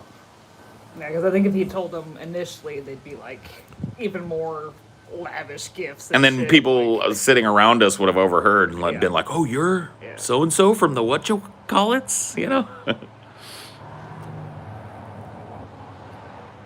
He wasn't that type of guy. He wasn't looking for that. In fact, he was looking for the antithesis of that, to the point where he'd never even really shared with his stepdaughter the level of his rock star status. And because she wasn't into the music of that era, when he told her the name of the band, I don't think she registered it, you know. But as soon as I saw the name of the band, I was like...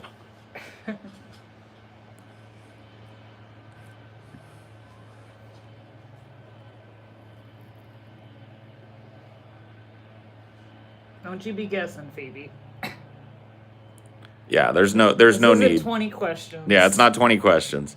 Look, dude, I've given you enough information that you can narrow it down to about 10 or 20 bands. And which one of those bands it is, I will leave up to you. It's not even about you're rich, have some free stuff. It's about you contributed to music in a way that's undeniable. That's what hard rock is about. It's about celebrating rock stars, rock and roll, the people that have made rock music.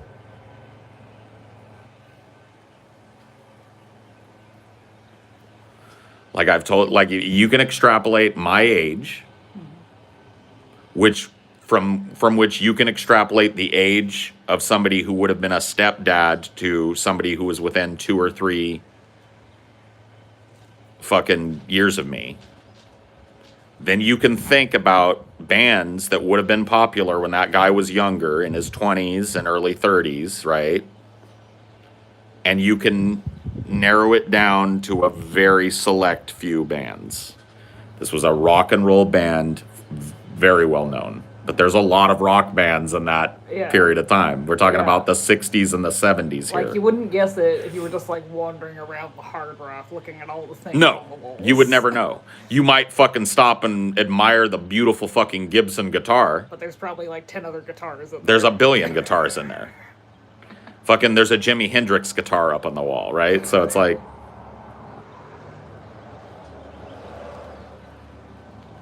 someone saying that they met Billy Joel at the strip club reminds me of what I saw on Twitter. Someone caught Alex Jones at a strip club. oh yeah? Yeah. What a piece of shit. I'll see if I can find it again. That's cute. Alex at the strip club. I mean, of course he's at the strip club, though. Did we not know Alex Jones is at the strip club? Let's be real here, people. Come on. Come on.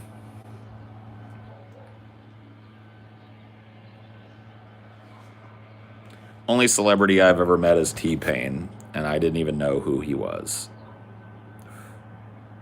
Yeah. Yep. Here he is. Alex Jones at the same strip club as me. Oh, shit. Caught red-handed. What's he doing down there, too? I think it's like a reflective, like, counter in the bathroom. Yeah, it is, but it looks like he's zipping up his... He looks like he's readjusting his dong there. Doing a little dong adjustment there in the fucking mirror. Yup. There he is. People were trying to shame him, like, he's a married man. It's like, he's also a famous dude, for better or worse. I mean, whatever, dude. Some people like are married and have partners that are not so fucking insecure that they care that their partner goes to a fucking strip club, you know? Like maybe he's trustworthy enough to just go look and get a lap dance. Get a lap dance and have fun and then come home and do the right thing, you know? It's not like every strip club is like a fucking prostitution. No, I've never engaged the services of a prostitute at a strip club. And I've been to a lot of strip clubs and I've been offered, but I just am not interested, right? And so I'm not a dude that likes strippers or strip clubs, but I would be a trustworthy husband to like, oh, I'm going out with the boys, we're going to the strip club. You could guarantee I'm not coming home with some strange pussy smell on me. You know, even if he did fuck someone at that strip club, it's like, that's between Alex Jones and his wife. Right. I mean, there are certain arrangements between people where that's perfectly fucking fine. Right? Some people got like open marriages. Maybe the wife's stepping out too and gigoloing it up. Alex goes out and gets a little pussy on the side every once in a while. Like, who am I to judge? It's just funny because, you know, you don't... Alex Jones definitely is not on his show going like, so I was at the strip club the other day. Big, fat, black ass bouncing in my face, right? And I could see the stripper's butthole a little bit around the edges of her thong. And it started to make me think of globalism. Like that butthole was the globe, right? And that thong, that strip of thong covering it up, that's us, right? We're the thong covering the stripper's butthole, right? We're that last little piece of fabric from keeping the globalists from just being right out in the open. You know, he's not doing that. You know what I mean? Yeah, that's true. Someone said it's the least creepy thing about Alex Jones. He goes to a fucking strip club, so what?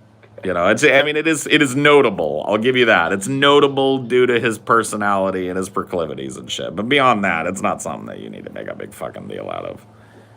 He went to the fucking strip club, okay?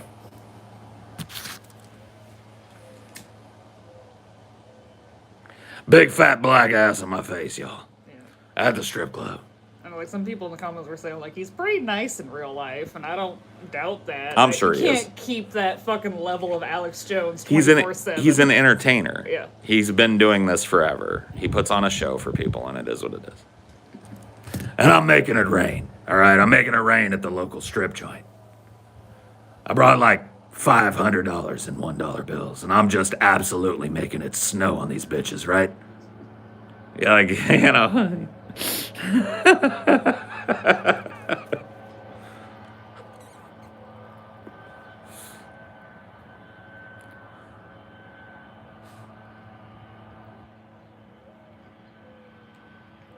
In terms of like the cocaine Alex Jones question, he 100% went to go get some cocaine while he was on the Joe Rogan show. Oh, dude, you can tell that Alex Jones partakes in stimulants. I don't know if it's coke, something. Oh, damn, look at him. He's a big boy. Just don't go inside, please, Mr. Wolf. Yeah. You stay out here, okay? You can get have plenty of flies tonight. Trust me, bro. This is Flytopia. You come on, you set up in the corner over here, ain't nobody gonna fucking trip about it. But please, no inside the house. I can't vouch for your safety. You go in there. You're gonna end up legless, and are they poisonous at all? They are, but they're not like dangerous to bigger animals. They're poisonous to like flies and smaller things. If you get bit by one, it'll irritate you like a bug bite, but they're not deadly enough. In fact, a lot of the wolf spiders, even ones that big, can't even really bite you in most places. Like biting an animal that has fur on it is, they're not defensively poisonous, they're offensively. So they're deadly to crickets, but not our cricket. Yeah.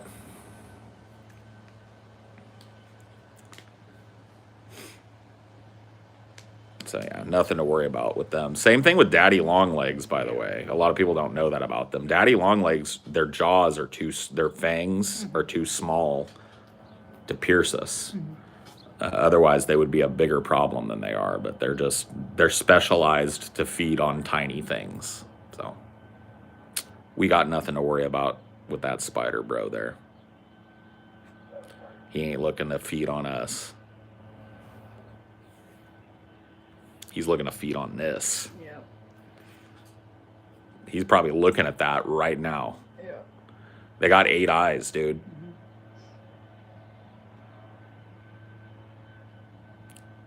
They don't jump either, don't worry. They don't leap. They're not leapers. They can, but usually to get away. Like if you're pursuing one, they'll fucking drop. My dad grew up in Cleveland and went to school and knew a fair amount of people who ended up in rock bands. Cool. Yeah, I had a roommate once whose dad was the bassist in a reasonably successful rock band called Question Mark and the Mysterians. His dad's name was Robert Balderrama. He was the bassist for Question Mark and the Mysterians.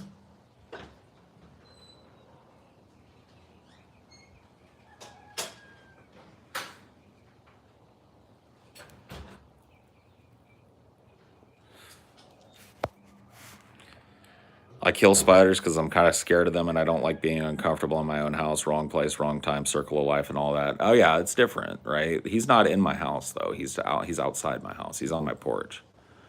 And I'm just different with spiders. I don't feel uncomfortable around them. I feel uncomfortable around ones that could kill me.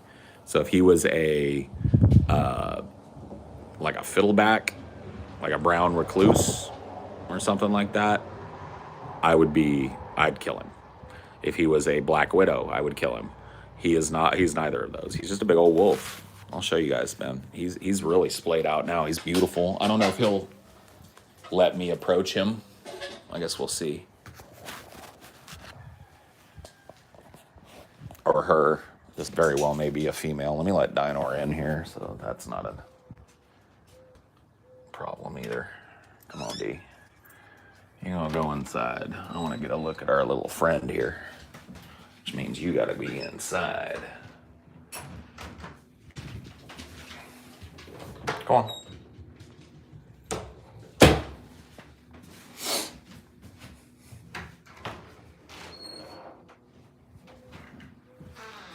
I know he's right above the doorway here. Yeah. Hey, buddy. You a big boy. So, let's see. I'm gonna give you guys a good look at him here. Here we go.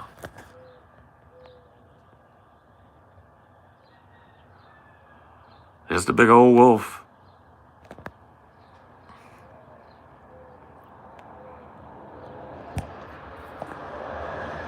So, brown recluses have a very unique pattern on their back, like a fiddle. This guy is colored, he's striped like a wolf. We call brown recluses fiddlebacks because of that fiddle shape on their back. It's very, very, you can go look them up and it's super recognizable. So those are the only two spiders that are worth worrying about in this area. This guy here is totally benign and very helpful to have around.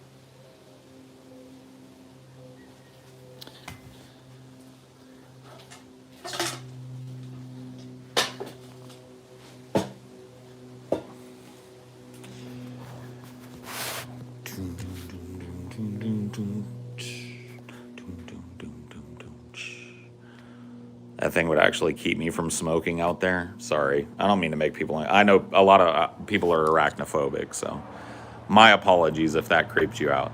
I actually love spiders. They're not frightening to me. I know which ones to be wary and cautious of and which ones to make sure you don't allow around or in your house, but...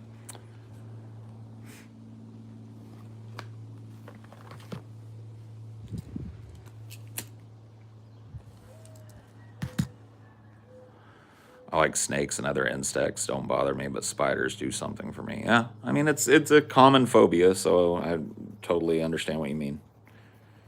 Totally get it, guys.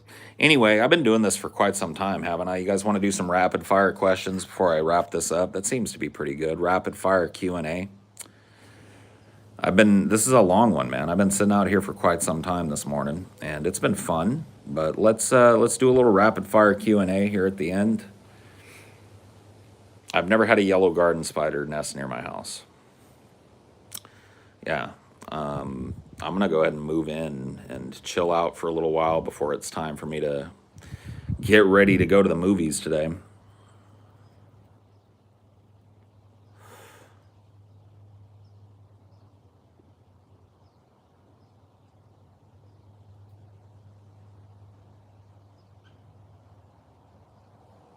Oh man, that bird is hunting him over here too. He just dropped down and a blue jay came up on the fucking deck. He saw that blue jay coming and that blue jay saw him and was about to snatch him. He's in trouble. He knows it. He's down on the step now. He fell off the top. And a blue jay landed right here on my porch. Some nature's going down, man. That blue jay's hunting his ass. I'm saving him right now. If I wasn't out here, that blue jay would have taken him just now. I think he knows it too. Is rapid fire happening now? Yes. Rapid fire it. Show us. I can't. There's no way I'm following that shit. It happens. Animal Planet documentary. Yep.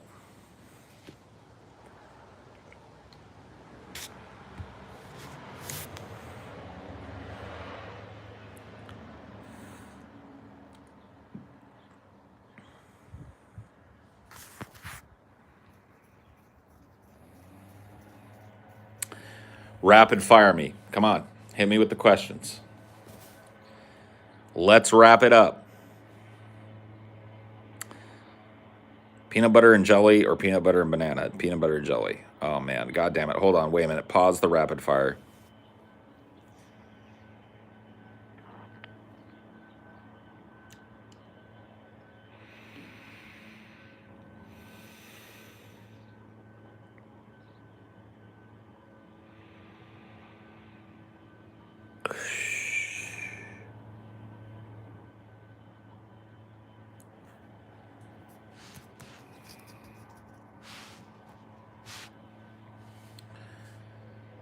Hold on. Pause. Give me a second. Sorry. Woof.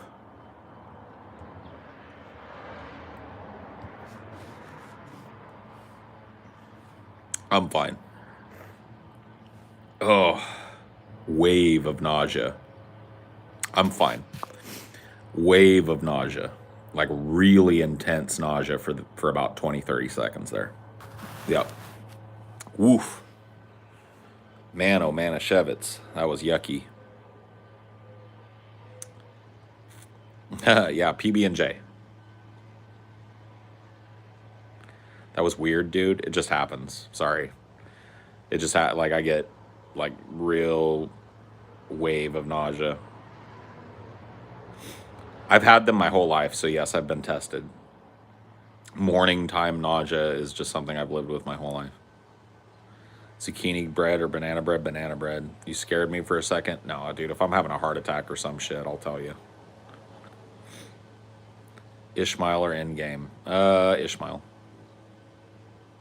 Blinds or curtains? Whatever. Would you ever debate Destiny? Depends on what. Like, what will we debate? Provolone or cheddar? Cheddar. Which console has the best catalog, in your opinion? Probably the PS5, although, I don't know. Depends on what kind of gamer you are, you know? Cake or pie? Pie. Linoleum or carpet? Linoleum. Anything but carpet. I hate carpet. I like having rugs, so I like having like a hardwood floor, a linoleum floor, and then buying nice rugs to do it. Hardcover or soft cover, whatever. If you were having a heart attack, what was the last thing you would say to us? Like, oh God, help me, something like that, probably. Couch or sofa? I don't even know the difference between those. What's the difference?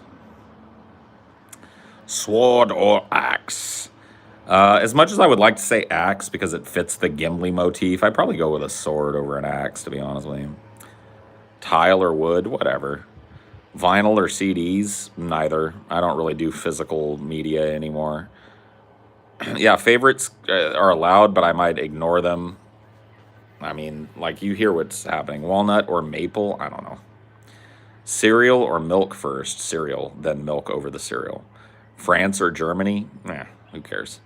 And if my name was an actual cereal, would you eat it? Black Butter Crunch. I'd try it, maybe? Think Vosh is a real lefty or a secret liberal? I don't know, man. Octopus or shark? I like sharks. Hard shell, soft shell. Whatever, man. Streets of Rage or Final Fight? Streets of Rage. Favorite pie flavor? Key lime.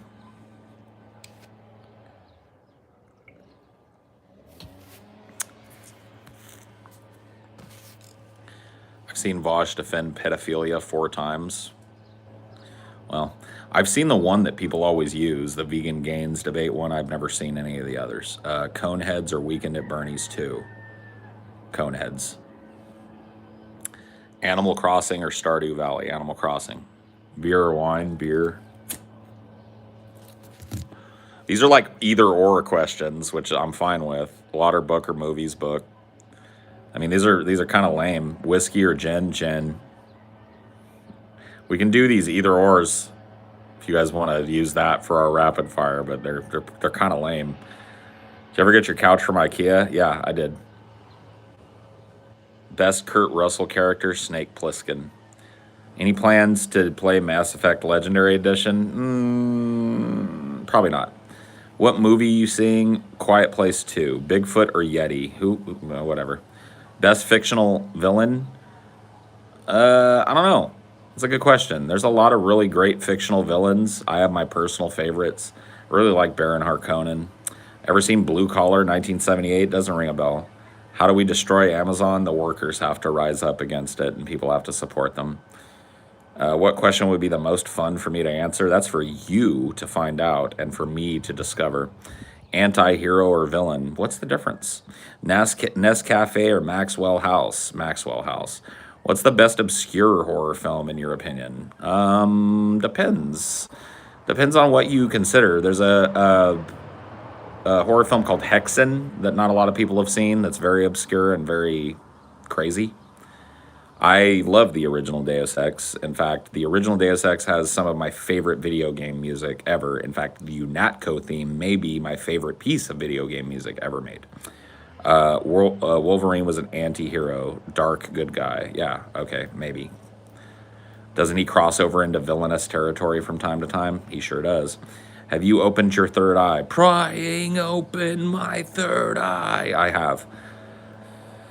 I have played Divinity Original Sin, yes. Best U.S. state for first-time visitors, California. Have you ever seen the anime film Akira? Yes. I like it. Ligma or Sugma. Depends on the day, right? D2 Tristram or Deus Ex music. Ooh, tough one. Love that. Original D1 Tristram is actually better than the D2 Tristram. But they're very similar. But if you listen to the original Diablo 1 Tristram music, that's my favorite.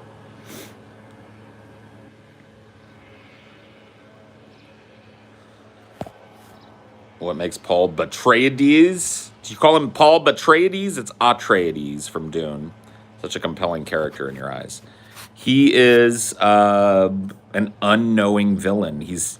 Well, not even that. He's a knowing villain. He has in the books a gift, a Bene Gesserit gift, as the Kwisatz Haderach, of prescience. That means absolute ability to see the future and to see the past. And he knows, as he leads people, that eventually the galaxy will be scoured in his name in a great jihad, and that his name will be the battle standard for that battle. And he continues doing what he's doing anyway. So he's kind of a villain, but he's a well-meaning villain. He's a villain that thinks that his mastery of that and his passing of that to his children will allow human beings to reach a state of absolute peace, the so-called golden path. And it's true. What isn't true is that people are happy in that place. That's really kind of one of the central themes of Dune, is also a central theme in the Matrix. The first Matrix was a paradise designed to eliminate need and want. It was a disaster. Humans rejected it. Entire crops were lost.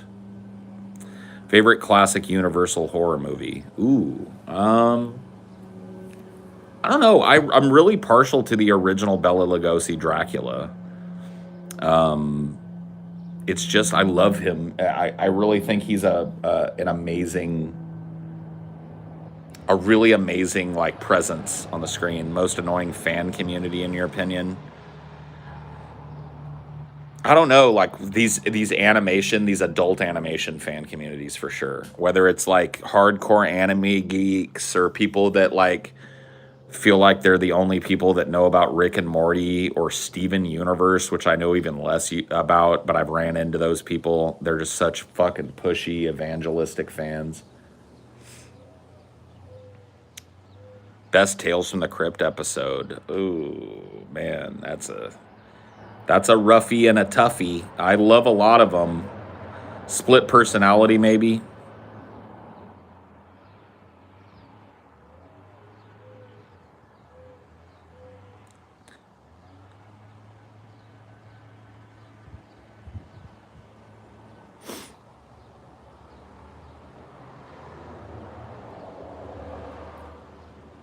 All right, that's it. I'll see you guys next time. Bye. Best Reservoir Dogs color? Mr.